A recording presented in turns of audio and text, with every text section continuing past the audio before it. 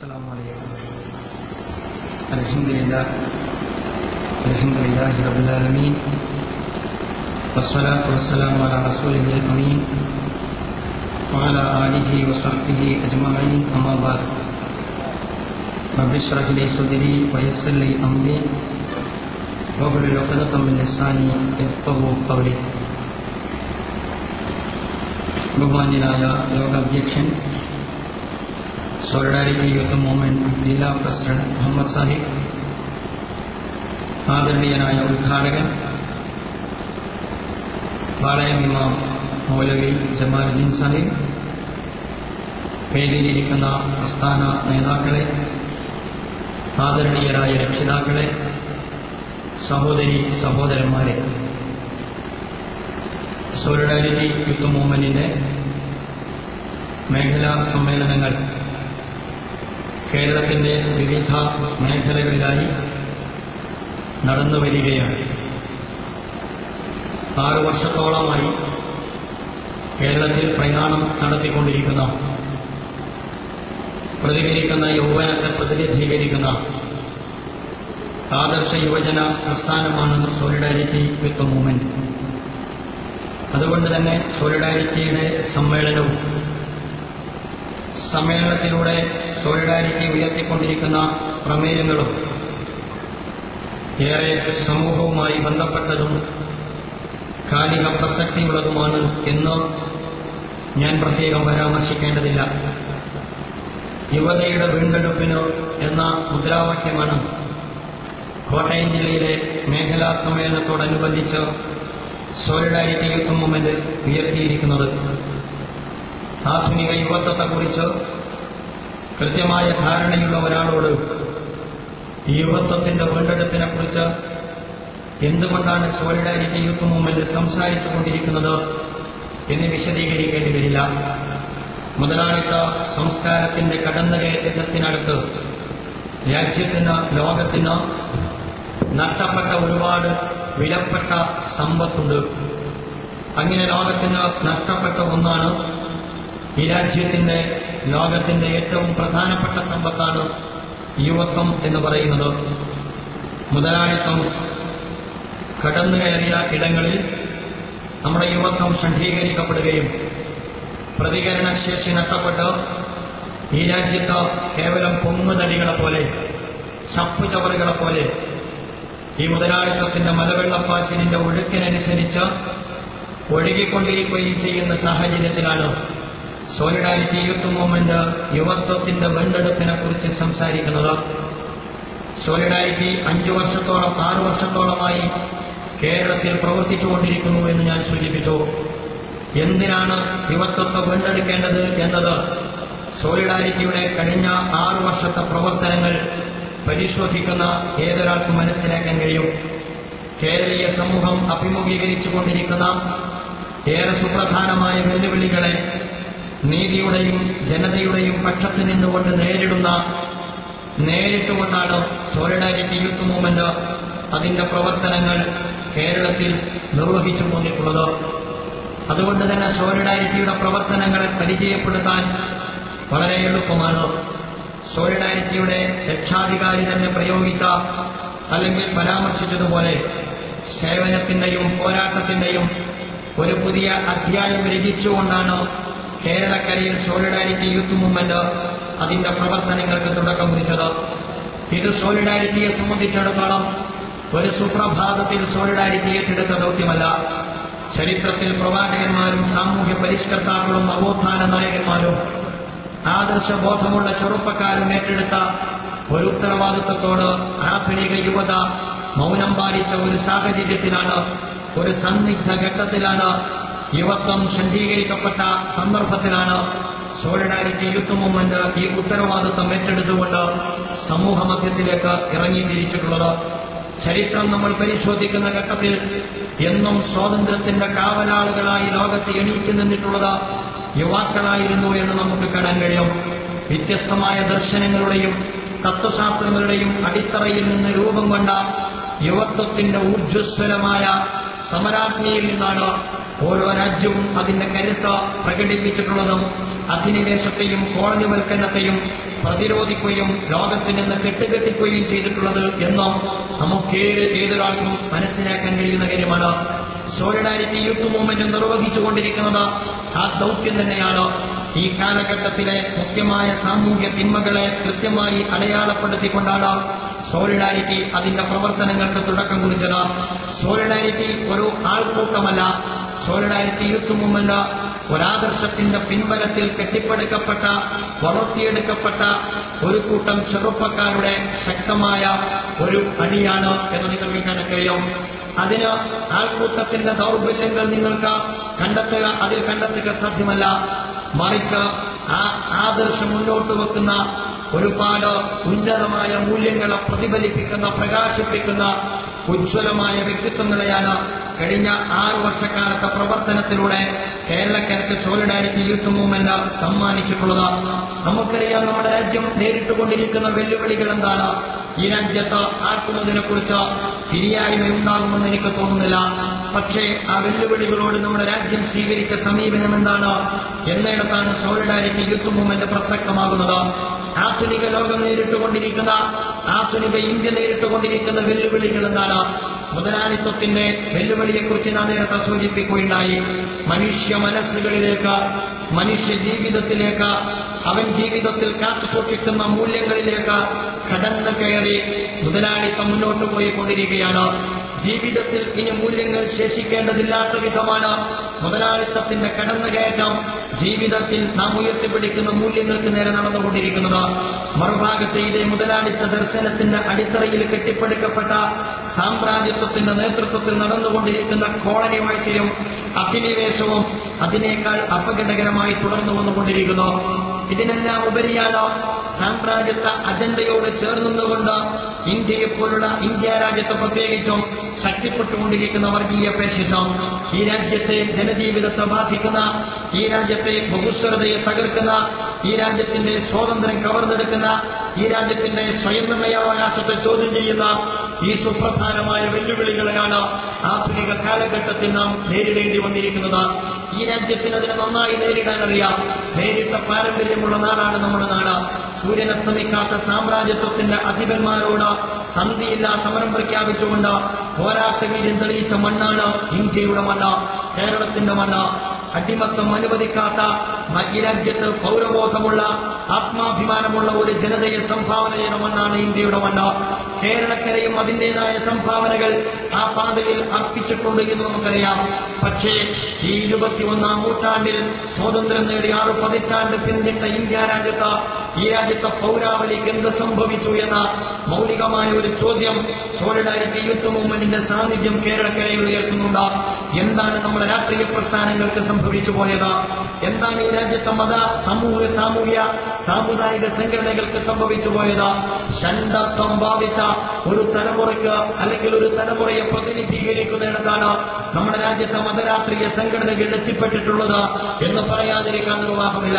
Solidarity youth മൂവ്മെന്റിനെ സംബന്ധിച്ചിടത്തോളം ഇടതുപക്ഷമെന്നോ വലതുപക്ഷമെന്നോ ഏതെങ്കിലും ഒരു മതവിഭാഗത്തോടോ മതസംഘടനയോടോ അടങ്ങാത്ത വൈരമോ വർഗ ഏതെങ്കിലും അർത്ഥത്തിലുള്ള പൂർവ്വവൈരാഗ്യമോ സോളിഡാരിറ്റി വെച്ചു പുലർത്തുന്നില്ല. ഈ രാജ്യത്തെ മനുഷ്യരുടെ കൂട്ടായ്മയാണ് സോളിഡാരിറ്റി യൂത്ത് മൂവ്മെന്റ്. സോളിഡാരിറ്റി നിലയുറപ്പിക്കുന്ന ദർശനത്തെക്കുറിച്ച് എനിക്ക് മുമ്പ് ഉദ്ഘാടകൻ വളരെ വിശദമായി സൂചിപ്പിക്കുകയുണ്ടായി. ഇത്തരം ഒരു ദർശനത്തിന്റെ പിൻബലത്തിൽ നിന്നുകൊണ്ട് ഈ രാജ്യത്ത് നന്മേച്ചുക്കളായ മുഴുവൻ ജനവിഭാഗത്തിനും ഒത്തുചേരാൻ സാധിക്കുന്ന മനുഷ്യരുടെ കൂട്ടായ്മക്ക് അനുഗുണമായ ഒരു വിശാലമായ പ്ലാറ്റ്ഫോമാണ് സോളിഡാരിറ്റി യൂത്ത് മൂവ്മെന്റിലൂടെ രൂപപ്പെട്ടു വന്നിരിക്കുന്നത്. ആ പ്ലാറ്റ്ഫോമിൽ നിന്ന് സോളിഡാരിറ്റി ഉയർത്തുന്ന ചോദ്യങ്ങളോട് ഈ രാജ്യത്തെ രാഷ്ട്രീയ പ്രസ്ഥാനങ്ങൾ ഏത് വിധമാണ് സംവദിക്കുന്നത് എന്ന് എന്റെ പ്രിയപ്പെട്ട സുഹൃത്തുക്കൾ ആലോചിക്കേണ്ടതുണ്ട്. ഇന്ന് മുതലാളിത്തത്തിന്റെ എല്ലാ അർത്ഥത്തിലുമുള്ള കേർവാഴ്ച നമ്മുടെ രാജ്യത്ത് നടക്കുന്നു. സാമ്രാജ്യത്വം നമ്മുടെ രാജ്യത്ത് കൊടികുത്തിവാണുകൊണ്ടിരിക്കുന്നു. വർഗീയ ഫാസിസത്തിന്റെ വംശഹത്യ മനുഷ്യത്വത്തെ പ്രളങ്കലിപ്പിക്കും വിധം ഈ രാജ്യത്ത് തുടർന്നുകൊണ്ടിരിക്കുന്നു. ഇത്തരം ഒരു ഘട്ടത്തിൽ ഗൗരവത്തോടുകൂടിയുള്ള ഒരു സമീപനം സ്വീകരിക്കുവാൻ നമ്മുടെ രാജ്യത്തെ രാഷ്ട്രീയ പ്രസ്ഥാനങ്ങൾക്ക് സാധിക്കണമെന്നാണ് സോളിഡാരിറ്റി യൂത്ത് മൂവ്മെന്റ് ആഗ്രഹിക്കുന്നത്. അതാഗ്രഹിക്കുന്നതോടൊപ്പം തന്നെ ഈ മുഖ്യമായ തിന്മകളെ നേരിടുവാൻ കരുത്തുറ്റ ഒരു യുവജനയെ വളർത്തിയെടുക്കുക എന്ന ചരിത്രപരമായ ദൗത്യമാണ് ഈ കേരളക്കരയിൽ സോളിഡാരിറ്റി യൂത്ത് മൂവ്മെന്റ് നിർവഹിച്ചുകൊണ്ടിരിക്കുന്നത്. നമുക്കറിയാമല്ലോ, ഇന്ത്യ രാജ്യം ഇന്ന് ഒരെലക്ഷന്റെ മുമ്പിലാണ് എത്തി നിൽക്കുന്നത്. ഒരു ഇലക്ഷൻ അഭിമുഖീകരിക്കുന്ന രാജ്യം ഇന്നെവിടെ എത്തി നിൽക്കുന്നു എന്നത് വളരെ പ്രധാനമാണ്. പക്ഷേ എത്തിപ്പെട്ട രാജ്യത്തിന്റെ ഏറ്റവും വികൃതമായ അപകടകരമായ മുഖത്തെ അനാവരണം ചെയ്തുകൊണ്ട് രാജ്യത്തെ അഭിമുഖീകരിക്കുവാനുള്ള ആർജവം ഈ രാജ്യത്തെ രാഷ്ട്രീയ പ്രസ്ഥാനങ്ങൾക്കില്ല.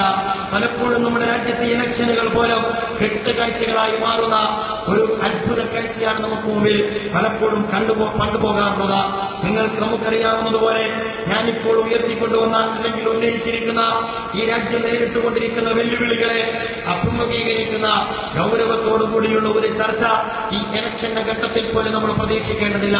കട്ടൌട്ടുകൾ സ്ഥാപിച്ചുകൊണ്ട് ഉത്സവ ഛായയോടുകൂടി പണക്കൊഴുപ്പിന്റെയും ലഹരിയുടെയും പിൻബലത്തിൽ ജനാധിപത്യത്തിന്റെ നേതൃത്വത്തിൽ ജനാധിപത്യത്തെ ഹൈജാക്ക് ചെയ്യുന്ന ഒരുപക്ഷെ ഒരു ലേഖനത്തിൽ നേരത്തെ സൂചിപ്പിച്ചതുപോലെ ഒരു നാഷണൽ റിയാലിറ്റി ഷോ ആണ് നമ്മുടെ രാജ്യത്ത് നടക്കുന്ന പാർലമെന്റ് നിയമസഭ ഇലക്ഷനുകൾ എന്ന് പറയുന്നത്. ഞാൻ ജനാധിപത്യത്തിന്റെ സാധ്യതകളെ മുഖവിലക്കെടുക്കുന്നു. ആ സാധ്യതകളെ മുന്നിൽ കണ്ടുകൊണ്ട് തന്നെയാണ് സോളിഡാരിറ്റി യൂത്ത് മൂവ്മെന്റ് ജനാധിപത്യ പോരാട്ടത്തിന് നേതൃത്വം കൊടുക്കുന്നത്. പക്ഷേ ഇന്ത്യ രാജ്യത്തിന്റെ ജനാധിപത്യ സംവിധാനത്തെ വരെ നോക്കുകുത്തികളാക്കും വിധമാണ് നമ്മുടെ രാജ്യത്ത് സാമ്രാജ്യത്വത്തിന്റെ തേർവാഴ്ച നടന്നുകൊണ്ടിരിക്കുന്നത് എന്നെ സുഹൃത്തുക്കൾ തിരിച്ചറിഞ്ഞേ പറ്റോ. നമുക്കറിയാമല്ലോ, ഇന്ത്യൻ നാഷണൽ കോൺഗ്രസ് ഈ രാജ്യത്ത് ഒരുപാട് പാരമ്പര്യമുള്ള ഒരു പ്രസ്ഥാനമാണ്. ഈ രാജ്യത്തിന്റെ സ്വാതന്ത്ര്യത്തിന് വേണ്ടി പടപൊരുതിയ ഒരു പ്രസ്ഥാനമാണ്. ഗാന്ധിജി ഒരു ഘട്ടത്തിൽ ഇന്ത്യൻ നാഷണൽ കോൺഗ്രസിനെ കുറിച്ച് പരാമർശിച്ചത് എന്റെ സുഹൃത്തുക്കൾ ഓർക്കുന്നുണ്ടാകും. കോൺഗ്രസ് പിരിച്ചുവിടണമെന്ന്. അന്ന് അതിനെക്കുറിച്ച് മനസ്സിലാക്കാൻ കഴിയാത്ത ആളുകൾ പിൽക്കാലത്ത് കോൺഗ്രസിന്റെ നേതൃത്വത്തിൽ നടന്നുകൊണ്ടിരിക്കുന്ന സാമ്രാജ്യത്വവുമായി ബന്ധപ്പെട്ടും അതുപോലെ തന്നെ ഫാസിസവുമായി ബന്ധപ്പെട്ടും ഉയർന്നു വന്നുകൊണ്ടിരിക്കുന്ന നിലപാടുകൾ ഒരുപക്ഷെ ഒരു ഘട്ടത്തിൽ ഗാന്ധിജി നടത്തിയ പ്രസ്താവനയെ ശരിവെക്കുന്നതാണ് എന്ന് പറയാതിരിക്കാൻ നിർവാഹമില്ല. ഇന്ത്യൻ നാഷണൽ കോൺഗ്രസ് തകരണമെന്നല്ല സോളിഡാരിറ്റി പറയുന്നത്. പക്ഷേ ഇടതു മതേതര രാഷ്ട്രീയ കക്ഷികളുടെ ഭാഗത്തിൽ നിന്ന് അല്പം കൂടി ഉത്തരവാദിത്വപൂർണമായ സമീപനം ഈ രാജ്യത്തെ നന്മേച്ഛുക്കളായ ജനവിഭാഗം ആഗ്രഹിക്കുന്ന ഒരു സന്ദിഗ്ധ ഘട്ടത്തിലൂടെയാണ് ഇന്ത്യ കടന്നുപോകുന്നത് എന്നതാണ് നമ്മുടെ മുമ്പിലുള്ള പ്രശ്നം. നമുക്കറിയാമല്ലോ, സാമ്രാജ്യത്വം ഈ രാജ്യത്തിൽ നിന്ന് കെട്ടുകെട്ടിച്ച ശക്തികളാണ്. ആ കെട്ടുകെട്ടിച്ചത് അത്യാധുനിക സംവിധാനത്തോടുകൂടിയല്ല. പലപ്പോഴും മുതലാളിത്തത്തിന്റെ കെട്ടുകാഴ്ചക്ക് മുമ്പിൽ നാം കൈമടക്കുകയും എന്നിട്ട് തലകുനിക്കുകയും എന്നിട്ട് ഇതല്ലാതെ നമുക്ക് മുമ്പിൽ മറ്റു വഴികളില്ല എന്ന് നമ്മോട് വേദാന്തം ഊതിക്കൊണ്ടിരിക്കുകയും ചെയ്യുന്ന ഭരണാധികാരികൾ ഒരു കാര്യം മനസ്സിലാക്കേണ്ടതുണ്ട്. സൂര്യനസ്തമിക്കാത്ത സാമ്രാജ്യത്വത്തിന്റെ അധിപന്മാരായ ബ്രിട്ടീഷുകാർ ലോകത്തെ മൊത്തം കോളനികളാക്കിക്കൊണ്ടിരുന്ന ഒരു ഘട്ടത്തിലാണ് ചർക്ക തിരിച്ചുകൊണ്ട് കതറുയർത്തിപ്പിടിച്ചുകൊണ്ട് ലളിതമായ സമരപ്രതീകങ്ങൾ ഉയർത്തിക്കൊണ്ടുവന്നുകൊണ്ട് ഒരു ഘട്ടത്തിൽ ഒരു സമരത്തിന്റെ അഗ്നിജ്വാല സൃഷ്ടിക്കുവാൻ രാജ്യത്തിന്റെ രാഷ്ട്രപിതാവായ ഗാന്ധിജിക്ക് സാധിച്ചത് എന്ന് നിങ്ങൾ അറിയേണ്ടതുണ്ട്. പരിഷ്കാരികളിൽ നിന്ന് ആക്ഷേപിച്ചുകൊണ്ട് ബ്രിട്ടീഷുകാരന്റെ പരിഷ്കാരത്തെയും അതുപോലെ തന്നെ ആധുനികവൽക്കരണത്തെയും വെല്ലുവിളിച്ചുകൊണ്ടായിരുന്നു ഗാന്ധിജി അദ്ദേഹത്തിന്റെ സ്വാതന്ത്ര്യ സമരത്തിന് നേതൃത്വം കൊടുത്തത് എന്ന് എന്റെ പ്രിയപ്പെട്ട കോൺഗ്രസുകാർ മറന്നുപോയിക്കൊണ്ടിരിക്കുന്നു. ഇന്ന് ഏതൊരു ശക്തിയെയാണോ ഇന്ത്യയിൽ നിന്ന് ഗാന്ധിജി കെട്ടുകെട്ടിച്ചത്, ആ കെട്ടുകെട്ടിച്ച കൊളോണിയൽ ശക്തികളെ കെട്ടിപ്പിടിച്ചാലിരിക്കുന്ന ധർമ്മമാണ് ഇന്ത്യൻ നാഷണൽ കോൺഗ്രസ് നിർവഹിച്ചുകൊണ്ടിരിക്കുന്നത് എന്ന് പറയാതിരിക്കാൻ നിർവാഹമില്ല. നമുക്കറിയാമല്ലോ, UPA സർക്കാർ ഒരു ഇലക്ഷനെ അഭിമുഖീകരിക്കുകയാണ്.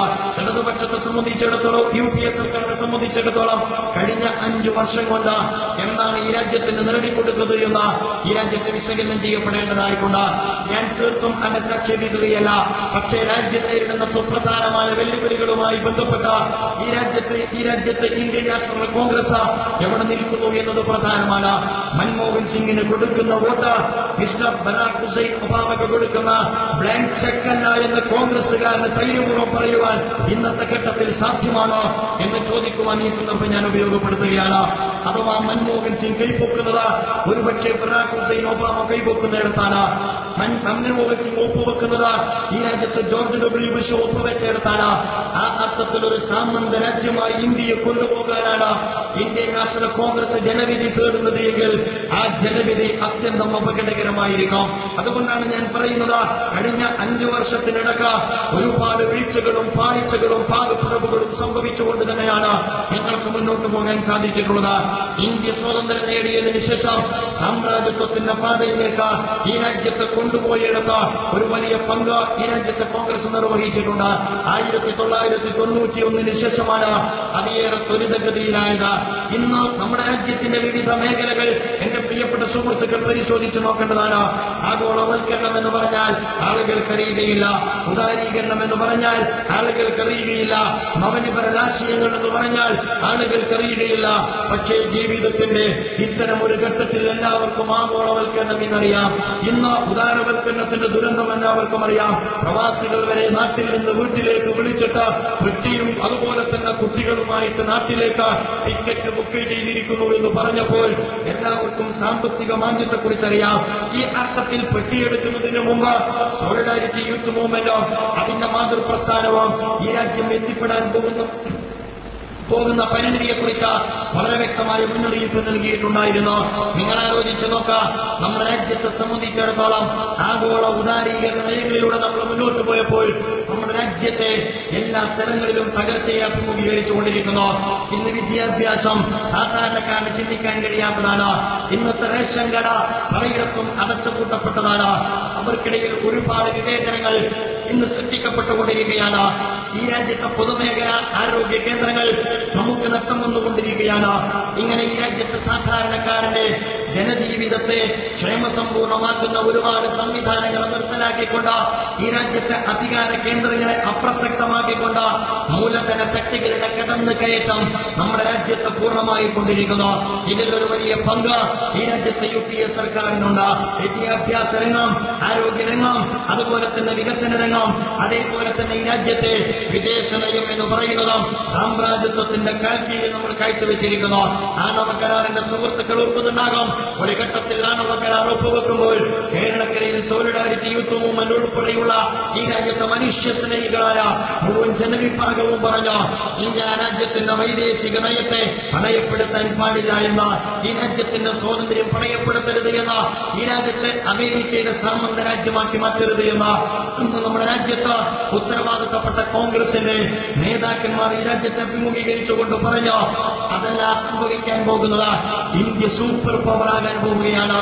ഇന്ത്യ രാജ്യം സൂപ്പർ പവറാകാൻ പോകുന്നു, എന്നിട്ട് ഒപ്പുവെക്കാൻ പോകുന്നു എന്ന് നമ്മുടെ പ്രധാനമന്ത്രി ഈ രാജ്യത്തെ ജനവിഭാഗത്തെ തെറ്റിദ്ധരിച്ചു. അത്തരമൊരു ഘട്ടത്തിനാണ് നമ്മുടെ ഭരണകൂടത്തിന് വിശ്വാസ വോട്ട് നേരിടേണ്ടി വന്നത്. ആ വിശ്വാസ വോട്ട് ഇന്ത്യക്കാരായ ഓരോ പൗരനെയും അപമാനിക്കും വിധമുള്ളതായിരുന്നു എന്ന് നിങ്ങൾ കണ്ട കാര്യമാണ്. എല്ലാവരും ചാനലുകളിലൂടെ നാം തെരഞ്ഞെടുത്തയച്ച നമ്മുടെ ജനപ്രതിനിധികളുടെ ഏറ്റവും വൃത്തികെട്ട മുഖം അനാവരണം ചെയ്യപ്പെടുന്നത് നമ്മളെല്ലാവരും വീപ്പച്ചിരിച്ച് നമ്മളെല്ലാവരും ശ്വാസമടക്കി പിടിച്ചുകൊണ്ട് നമ്മുടെ ഈ കൊച്ചു കേരളത്തിൽ ഇരുന്നു കണ്ടതാണ്. അഥവാ വിദ്യാഭ്യാസം കൈയടക്കിയ, ആരോഗ്യ മേഖല കൈയടക്കിയ, നമ്മുടെ രാജ്യത്തിന്റെ മർമ്മപ്രധാനമായ മേഖലകൾ കൈയടക്കിയ അമേരിക്കൻ സാമ്രാജ്യത്വത്തിന്റെ അങ്കിൾ സാമിന ഈ രാജ്യത്തിന്റെ ജനാധിപത്യത്തിന്റെ ശ്രീകോവിൽ എന്ന് പറയപ്പെടുന്ന ഇന്ത്യൻ ജനാധിപത്യ സംവിധാനത്തിനകത്ത് ഈ രാജ്യത്തെ ക്രിയാത്മകമായി മുന്നോട്ട് കാര്യങ്ങൾ കൊണ്ടുപോകേണ്ടുന്ന ജനപ്രതിനിധികളെ വരെ ഡോളറിന്റെ കിരി കാണിച്ചുകൊണ്ട് തട്ടിയെടുക്കുവാൻ സാധിച്ചിരിക്കുന്നുവെന്ന് തെളിയിച്ച വിശ്വാസ വോട്ടെടുപ്പാനാണ് ഒരർത്ഥത്തിലും മാറി നിൽക്കുക സാധ്യമല്ല. നിങ്ങൾ ആലോചിച്ച് നോക്കാം, ആണവ കരാർ ഒപ്പുവെച്ചപ്പോൾ നമ്മൾ പറഞ്ഞു ഹൈഡാക്ക് അപകടകരമാണ്, ഇന്ത്യയുടെ വിദേശ നയത്തിന്റെ കടക്കൽ കത്തിവെക്കുന്നതാണ്. അതുകൊണ്ട് ഈ രാജ്യം ഹൈഡാക്ക് ഉൾപ്പെടെയുള്ള ഒരുപാട് വ്യവസ്ഥകളുടെ ആണവ കരാറിൽ ഒപ്പുവെക്കാൻ പാടില്ല. നിങ്ങൾ ആലോചിക്കേണ്ടതുണ്ട്, ഫലസ്തീനുമായി ബന്ധപ്പെട്ട ഇസ്രായേലിന്റെ ആക്രമണം ഈ അടുത്തുണ്ടായപ്പോൾ നമ്മുടെ രാജ്യത്തെ ഭരണാധികാരികൾക്ക് കാമ എന്നൊരക്ഷരം പോലും ഉരിയാടാൻ കഴിഞ്ഞില്ല. ഫലസ്തീനികളുടെ കാര്യത്തിൽ ഒന്നും പറഞ്ഞിട്ടില്ല എന്ന് ഞാൻ പറയുകയില്ല. പക്ഷേ നിങ്ങൾ ആലോചിക്കേണ്ടതുണ്ട്, വെനിസ്വേലയിലെ ഹ്യൂഗോ ചാവേസ് എന്ന് പറയുന്ന രാജ്യമുള്ള ഒരു വ്യക്തിത്വമുണ്ട്. അദ്ദേഹം ഫലസ്തീനുമായി ബന്ധപ്പെട്ട ഇസ്രായേലിന്റെ ഭാഗത്ത് നിന്ന് അറ്റാക്കിങ് നടന്നപ്പോൾ അദ്ദേഹം വെനിസ്വേലയുടെ ഭരണാധികാരി ഹ്യൂഗോ ചാവേസ് ഇസ്രായേലിന്റെ പ്രതിനിധിയെ തന്റെ മുമ്പിൽ വിളിച്ചു വരുത്തിയിട്ട് പറഞ്ഞു, നാട് നാടുവിട്ടോ സുഹൃത്തെ, ഇവിടെ നിൽക്കുവാൻ താങ്കൾക്ക് ധാർമ്മികമായ അവകാശമില്ല. ഫലസ്തീനിലെ നിരപരാധികളായ കുട്ടികളെ കൊന്നൊടുക്കുന്ന ഒരു രാഷ്ട്രത്തിന്റെ പ്രതിനിധി ഈ രാജ്യത്ത് കാലുകുത്താൻ പാടില്ല. എന്നിട്ട് നാടുവിട്ടോ എന്ന് പറഞ്ഞിട്ട് പുറത്ത് തട്ടിക്കെട്ടി ഇസ്രായേലിന്റെ പ്രതിനിധിയെ സ്വന്തം നാട്ടിൽ നിന്ന് കയറ്റിവിട്ട ഹ്യൂഗോ ചാവേസിന്റെ ഏതെങ്കിലും അർത്ഥത്തിലുള്ള രാജ്യവും 110 കോടി ജനവിഭാഗത്തെ പ്രതിനിധീകരിക്കുന്ന ഇന്ത്യൻ പ്രധാനമന്ത്രിക്ക് പ്രകടിപ്പിക്കാൻ കഴിഞ്ഞില്ല. അദ്ദേഹത്തിന്റെ ഹൃദയശാസ്ത്രക്രിയ കഴിഞ്ഞോ വളരെ ഭംഗിയായി കഴിയേണ്ടതാണ്. ഞാൻ അദ്ദേഹത്തിന്റെ രോഗശാന്തിക്ക് വേണ്ടി പ്രാർത്ഥിക്കുന്നു. പക്ഷേ അദ്ദേഹം 5 കൊല്ലത്തെ ഭരണത്തിനിടയ്ക്ക് പ്രകടിപ്പിക്കാത്ത ഒരേ ഒരു അവയവം നെത്തൽ എന്ന് പറയുന്ന അവയവമാണ് എന്ന് പറയാതിരിക്കാൻ നിർവാഹമില്ല. 110 കോടി ജനവിഭാഗത്തിന്റെ ആത്മാഭിമാനത്തിൽ തൊട്ടുകൊണ്ട് സാമ്രാജ്യത്വം ഈ രാജ്യത്ത് അമ്മാനമാടിയപ്പോൾ ആർജവത്തോടുകൂടി 110 കോടി ജനവിഭാഗത്തെ പ്രതിനിധീകരിച്ചിട്ട് ഇന്ത്യ സാമ്രാജ്യത്വത്തിന്റെ പക്ഷത്തല്ല എന്ന് പറയുവാനുള്ള ആർജവം നമ്മുടെ പ്രധാനമന്ത്രിക്കുണ്ടായില്ല. നിങ്ങൾക്കറിയില്ലേ, പലസ്തീനിൽ നടന്ന കൂട്ടക്കൊലയെ കുറിച്ച് ഇന്ത്യ ഏറ്റവും കൂടുതൽ ആയുധ ഇടപാട് നടത്തുന്നത് നമ്മുടെ ആന്റണിയുടെ നേതൃത്വത്തിൽ. കേരളക്കാരനായ ആന്റണി സാമ്രാജ്യത്വ വിരുദ്ധനാകേണ്ടുന്ന വ്യക്തിത്വമാണ്. കാരണം കേരളം സാമ്രാജ്യത്വ വിരുദ്ധ പോരാട്ടത്തിന്റെ മണ്ണാണ്. പക്ഷേ അന്തോണി ചേട്ടൻ അങ്ങോട്ടെത്തിയപ്പോഴെല്ലാം വിസ്മരിച്ചു പോയി. അദ്ദേഹം ഇസ്രായേലുമായിട്ട് ഏറ്റവും കൂടുതൽ ആയുധ ഇടപാട് നടത്തിയ പ്രതിരോധ മന്ത്രി എന്ന് ഖ്യാതി നേടിയ വ്യക്തിത്വമാണ്. പക്ഷേ അദ്ദേഹത്തിന് ഒരു മുൻഗാമി ഉണ്ടായിരുന്നു, അദ്ദേഹത്തിന്റെ മുൻഗാമികളുണ്ടായിരുന്നു. മൻമോഹൻ സിംഗിന് മുൻഗാമികൾ ഉണ്ടായതുപോലെ ഒരു ഘട്ടത്തിൽ ഇന്ത്യയിലേക്ക് ഇസ്രായേലിന്റെ ഭരണാധികാരികൾ കടന്നു വന്നിട്ട് പറഞ്ഞു, ഞങ്ങൾ ഇന്ത്യ രാജ്യത്ത് ഒരു ഞങ്ങളുടേതായ എംബസി സ്ഥാപിക്കട്ടെ എന്ന് ചോദിച്ചപ്പോൾ അന്ന് ഇന്ത്യയുടെ ഭരണാധികാരികൾ ഇസ്രായേലിനോട് പറഞ്ഞത്, ഞങ്ങൾ ഫലസ്തീനികളോടൊപ്പമാണ്. ആ ഫലസ്തീനിന്റെ മണ്ണിൽ പിറന്നു വീണ ജനസന്തതിയാണ് ഇസ്രായേൽ. അതുകൊണ്ട് ക്ഷമിക്കണം മിസ്റ്റർ, താങ്കൾക്ക് ഇവിടെ എംബസി സ്ഥാപിക്കുവാൻ അനുവാദം നൽകുകയില്ല എന്ന് പറഞ്ഞ ഭരണാധികാരികളുടെ പിൻഗാമികളാണ് ഈ രാജ്യത്തെ സാമ്രാജ്യത്വത്തിന്റെയും സയനിസത്തിന്റെയും ആസ്ഥാനത്ത് കൊണ്ടുപോയി തളച്ചു കെട്ടിക്കൊണ്ടിരിക്കുന്നത് എന്ന് എന്റെ സുഹൃത്തുക്കൾ അറിയേണ്ടതുണ്ട്. ഫലസ്തീനിന്റെ അതിക്രമങ്ങളിൽ നിങ്ങൾ ശ്രദ്ധിച്ചോ എന്നെനിക്കറിഞ്ഞുകൂടാ. 700ഓളം വധിക്കപ്പെട്ടത് കൊച്ചു കുട്ടികളാണ്. സ്കൂളുകളുടെ മുറ്റത്ത് ബോംബ് വർഷിച്ചോ, മാർക്കറ്റുകളിൽ ബോംബ് വർഷിച്ചോ, ആളുകൾ തിങ്ങി താമസിക്കുന്ന സിവിലിയൻ കേന്ദ്രങ്ങളിൽ ബോംബ് വർഷിച്ചോ. എങ്ങനെയാണ് ഇത്രമാത്രം കൃത്യമായിട്ട് കുട്ടികളെ ഉന്നം വെക്കുവാൻ സയനിസത്തിന് സാധിച്ചത് എന്ന ചോദ്യത്തിന്റെ ഉത്തരം ഇന്ത്യയിൽ നിന്നാണ് കിട്ടുന്നത്.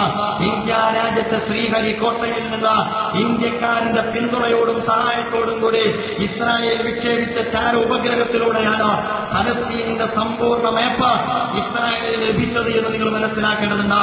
അങ്ങനെ ഇസ്രായേലിന്റെ നേതൃത്വത്തിൽ ഫലസ്തീനിന്റെ മണ്ണിൽ കൊച്ചുകുട്ടികളുടെ രക്തം തളം കെട്ടി നിൽക്കുന്ന വംശഹത്യക്ക് നേതൃത്വം കൊടുത്തപ്പോൾ ആ നേതൃത്വത്തിൽ ഇന്ത്യയിലെ ഉത്തരവാദിത്തപ്പെട്ട ആളുകളുടെ പങ്കം അനിഷേധ്യമാണ് എന്നെ സുഹൃത്തുക്കൾ അറിയേണ്ടതുണ്ട്.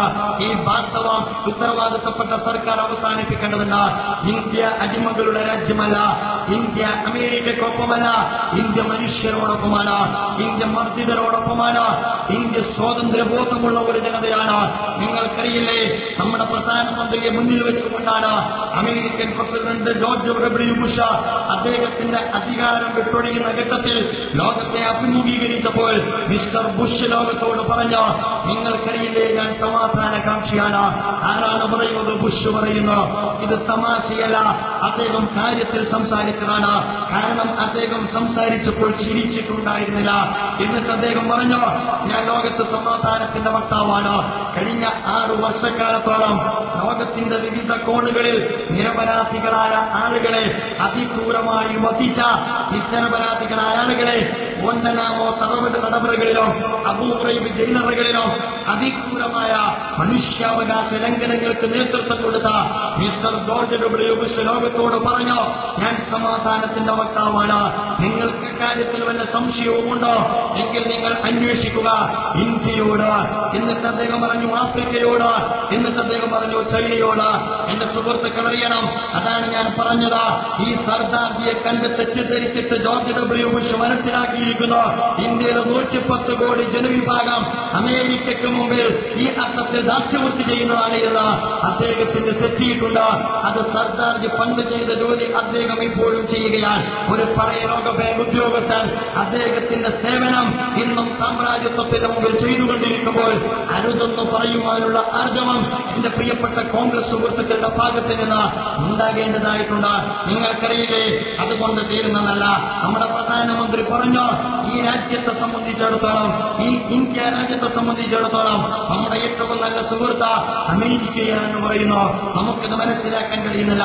ഇത് നെഹ്റു പഠിപ്പിച്ചതല്ല, ഇത് ഇന്ദിരാഗാന്ധി പോലും പഠിപ്പിച്ചതല്ല. നമുക്ക് ഇന്ത്യയോട് വിയോജിപ്പുണ്ട്. അടിയന്തരാവസ്ഥ ഉൾപ്പെടെയുള്ള വിഷയത്തിൽ ഒരുപാട് വിയോജിപ്പുകളുണ്ട്. പക്ഷേ ഇത് രാജ്യത്തെ കോൺഗ്രസുകാർ പണ്ട് പഠിച്ചതല്ല.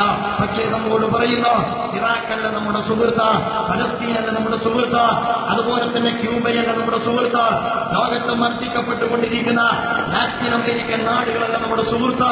നമ്മുടെ സുഹൃത്ത് അമേരിക്കയാണ്. ലോകത്ത് ലക്ഷക്കണക്കിന് മനുഷ്യരെ കൊന്നൊടുക്കുക, നരകത്തേക്ക് നേതൃത്വം കൊടുത്ത, നരാധമന്മാർക്ക് നേതൃത്വം കൊടുക്കുന്ന രക്തരാക്ഷസീയത ഈ രാജ്യത്ത് ലോകത്ത് കെട്ടടിച്ചുവിട്ട അമേരിക്കൻ സാമ്രാജ്യത്വമാണ് ഇന്ത്യയുടെ സുഹൃത്ത് എന്ന് നമ്മുടെ പ്രധാനമന്ത്രി നമ്മോട് പറഞ്ഞുകൊണ്ടിരിക്കുന്നു. എന്റെ സുഹൃത്തുക്കൾ അറിയണം, അത് കഴിഞ്ഞപ്പോൾ പ്രധാനമന്ത്രി ഇങ്ങനെയൊക്കെ പറയുകയാണ് എങ്കിൽ പിന്നെ എന്തുകൊണ്ട് ബാക്കിയുള്ളവർക്ക് അതിനപ്പുറത്തേക്ക് പറഞ്ഞുകൂടാ? അതുകൊണ്ടാണ് ഇന്ത്യൻ നാഷണൽ കോൺഗ്രസിന്റെ ഔദ്യോഗിക വക്താവ് അഭിഷേക് സിബി എന്ന് പറയുന്ന മനു അഭിഷേക് സിബി ഇന്ത്യൻ ജനവിഭാഗത്തെ അപമാനിച്ചുകൊണ്ട് പറഞ്ഞു, ഇന്ത്യയിലെ പരമോന്നത അവാർഡുകളിലൊന്നായ ഭാരതരത്ന അവാർഡ് കൊടുക്കേണ്ടത് ജോർജ് ഡബ്ല്യു ബുഷിനാണ് എന്ന്. എത്ര വിരോധാഭാസമാണ് സഹോദരന്മാരെ! ഇത്ര നിത്യമായി ലോകത്തിൽ നിന്ന് കെട്ടുകെട്ടേണ്ടി വന്ന ഒരു ഭരണാധികാരി ചരിത്രത്തിൽ ഉണ്ടായിട്ടില്ല.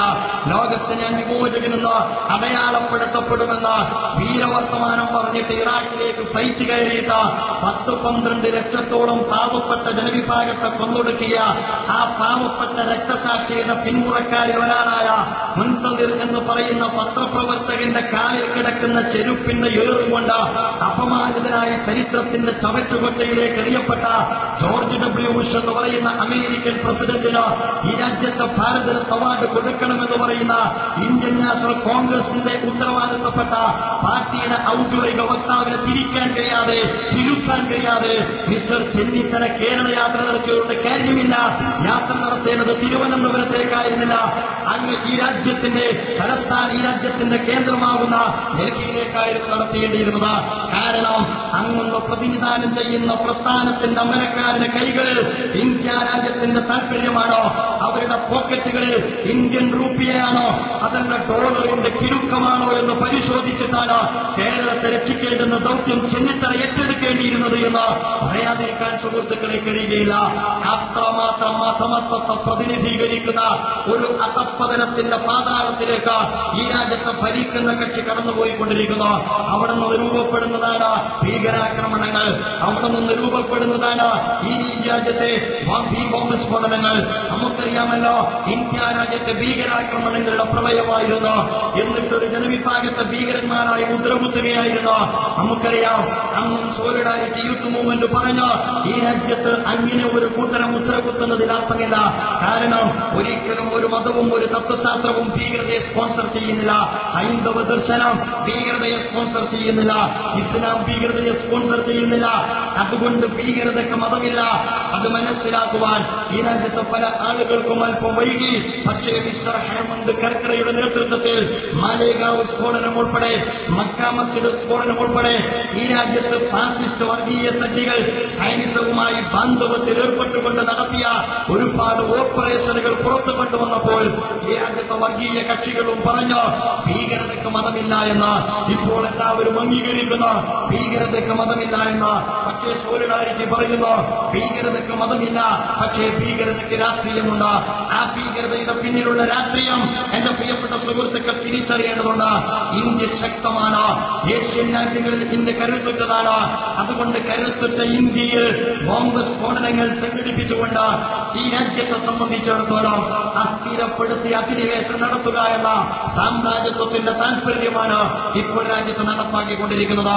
ഇത് മനസ്സിലാക്കുവാൻ മൻമോഹൻജിക്ക് കഴിഞ്ഞിട്ടില്ല എങ്കിൽ ഈ രാജ്യത്തെ ജനവിഭാഗത്തിന് കഴിയേണ്ടതുണ്ട്. നിങ്ങൾ ആലോചിച്ചു നോക്കാം, അമീർ കസബ് എന്ന് പറയുന്ന പാകിസ്ഥാൻ പൗരൻ പിടിക്കപ്പെട്ടിരിക്കുന്നു ബോംബെ ഭീകരാക്രമണത്തിൽ. അദ്ദേഹത്തിന്റെ കുടുംബങ്ങൾ പാകിസ്ഥാനിൽ, അദ്ദേഹത്തിന്റെ കുടുംബങ്ങൾക്ക് ലഷ്കർ എ ത്വയ്യിബയുമായിട്ട് ബന്ധം. ആ ലഷ്കർ എ ത്വയ്യിബയുടെ പ്രവർത്തകർ പാകിസ്ഥാനിലാണ് അദ്ദേഹത്തിന്റെ കുടുംബത്തെ, അമേരിക്കയിലാണ് അദ്ദേഹത്തിന്റെ കുടുംബത്തെ പാർപ്പിച്ചിരിക്കുന്നത്. പാകിസ്ഥാനിലും ഇന്ത്യയിലും നടന്നുകൊണ്ടിരിക്കുന്ന ഭീകരാക്രമണത്തിന്റെ ചുക്കാൻ പിടിക്കപ്പെടുന്നത് സാമ്രാജ്യത്വത്തിന്റെ ആസ്ഥാനങ്ങളിലാണ് എന്ന് പറഞ്ഞാൽ നിങ്ങൾക്ക് നിരാകരിക്കുക സാധ്യമല്ല. അഥവാ ശക്തിപ്പെട്ടുകൊണ്ടിരിക്കുന്ന തെക്കനേഷ്യൻ രാജ്യങ്ങളെ തകർത്തെറിഞ്ഞുകൊണ്ട് തങ്ങളുടെ ആധിനിവേശം ശക്തിപ്പെടുത്തുവാനുള്ള ആസൂത്രിതമായ നീക്കമാണ് അമേരിക്ക നടത്തിക്കൊണ്ടിരിക്കുന്നത്. നിങ്ങൾ ആലോചിച്ചു നോക്കുക, ഇന്ന് ഇന്ത്യ രാജ്യത്ത് FBI-യുടെ വിളയാട്ടമാണ്. അതുപോലെ തന്നെ ഈ രാജ്യത്തെ മൊസാദിന്റെ വിളയാട്ടമാണ്. രാജ്യത്തെ തീവ്രവാദിയെ വിലയിരുത്തുന്നത് മൊസാദും FBI-യുമാണ്. അങ്ങനെ മൊസാദിനെയും അമേരിക്കൻ അന്വേഷണ ഏജൻസിയായ FBI-യെയും ഈ രാജ്യത്തിന്റെ അന്വേഷണ ചുമതല ഏൽപ്പിച്ചാൽ ആരാണ് പ്രതികളായി പിടിക്കപ്പെടുക എന്ന് എന്റെ പ്രിയപ്പെട്ട സുഹൃത്തുക്കൾക്ക് വളരെ പെട്ടെന്ന് മനസ്സിലാക്കാൻ കഴിയും. ഈ അർത്ഥത്തിലുള്ള ഇടതുപക്ഷ അർത്ഥത്തിലുള്ള UPA സർക്കാരിന്റെ നീക്കം അത്യന്തം അപലപനീയമാണ്. നിങ്ങൾ ആലോചിച്ചു നോക്കുക, ഒരു ജനവിഭാഗത്തിനിടയിൽ അസ്ഥിരത സൃഷ്ടിക്കുക, അസ്വസ്ഥത സൃഷ്ടിക്കുക, മതങ്ങളെ തമ്മിലടിപ്പിക്കുക, എന്നിട്ട് അതിലൂടെ തങ്ങളുടെ ആധിപത്യം ഉറപ്പിക്കുക എന്ന ഡിവൈഡ് ആൻഡ് റൂൾ എന്ന് പറയുന്ന ഇന്നും കൊളോണിയൽ ശക്തികൾ ഉപയോഗിച്ച അതേ ആയുധം ഉപയോഗിച്ചുകൊണ്ടാണ് ഇന്നും നമ്മുടെ രാജ്യത്ത് സാമ്രാജ്യത്വത്തിന്റെ വിളയാട്ടം നടന്നുകൊണ്ടിരിക്കുന്നത്. നമുക്കറിയാം, ഈ രാജ്യത്ത് മുസ്ലിം സുഹൃത്തുക്കൾ, മുസ്ലിം സമുദായ രാഷ്ട്രീയ പ്രസ്ഥാനവും അവരുടെ പങ്ക് അനിശ്ചിതമാണ് എന്ന് മനസ്സിലാക്കേണ്ടതുണ്ട്. ആർജവത്തോടുകൂടി കേരളക്കരയിൽ നിന്ന്, ഒരുപക്ഷെ പൊന്നാനിയിൽ നിന്ന്, മലബാറിൽ നിന്ന് ദീർഘകാലത്തെ സാമ്രാജ്യത്വ വിരുദ്ധ പോരാട്ടത്തിന്റെ ധീരസ്മരണകൾ അയവിറക്കിക്കൊണ്ടിരിക്കുന്ന പൊന്നാനിയുടെ മണ്ണിൽ നിന്ന് കടന്നുപോയ ഈ രാജ്യത്തിന്റെ കേന്ദ്രമന്ത്രിക്ക് പോലും ഈ രാജ്യത്തിന്റെ താൽപര്യം സംരക്ഷിക്കുവാൻ സാധിച്ചിട്ടില്ലെന്ന് മാത്രമല്ല, മിസ്റ്റർ ജോർജ് W. ബുഷിനോടൊപ്പം ഒരുക്കിയ വിരുന്നിൽ പങ്കെടുത്തുകൊണ്ട് ചിക്കൻ അടിക്കുന്നതിനപ്പുറം തന്നെ പ്രതിനിധീകരിക്കുന്ന ഒരു സമുദായത്തെ റെപ്രസെന്റ് ചെയ്യുവാൻ അദ്ദേഹത്തിന് സാധിച്ചില്ല എന്നത് ഏറ്റവും അപമാനകരമായ കാര്യമാണ്.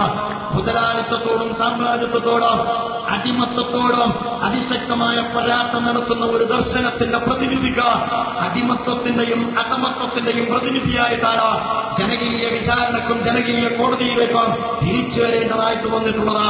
അവരെ എന്ത് ചെയ്യണം എന്ന് ഞങ്ങൾ തീരുമാനിച്ചിട്ടില്ല.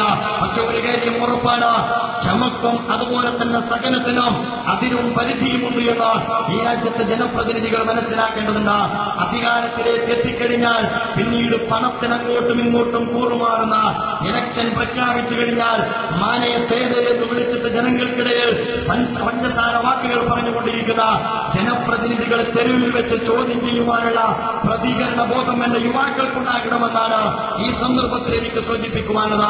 4 കൊല്ലം കഴിഞ്ഞ് തിരിച്ചു വരുന്നതിന്റെ മുമ്പിൽ പുഞ്ചിരി തൂങ്ങി കൈവീശുന്നതിനപ്പുറം കൈവീശി പുഞ്ചിരി തൂങ്ങി കടന്നു വരുന്ന ജനപ്രതിനിധിയോട് 5 കൊല്ലം താൻ എന്തെടുക്കുകയായിരുന്നു എന്ന് ചോദിക്കുവാനുള്ള ആർജവം നഷ്ടപ്പെട്ട യുവത്വത്തിനിടയിലാണ് ചോദ്യം ചെയ്യുവാനുള്ള ഒരു പുതിയ തലമുറയെ വളർത്തിയെടുക്കുവാൻ സോളിഡാരിറ്റി യൂത്ത് മൂവ്മെന്റ് ആഗ്രഹിക്കുന്നത്.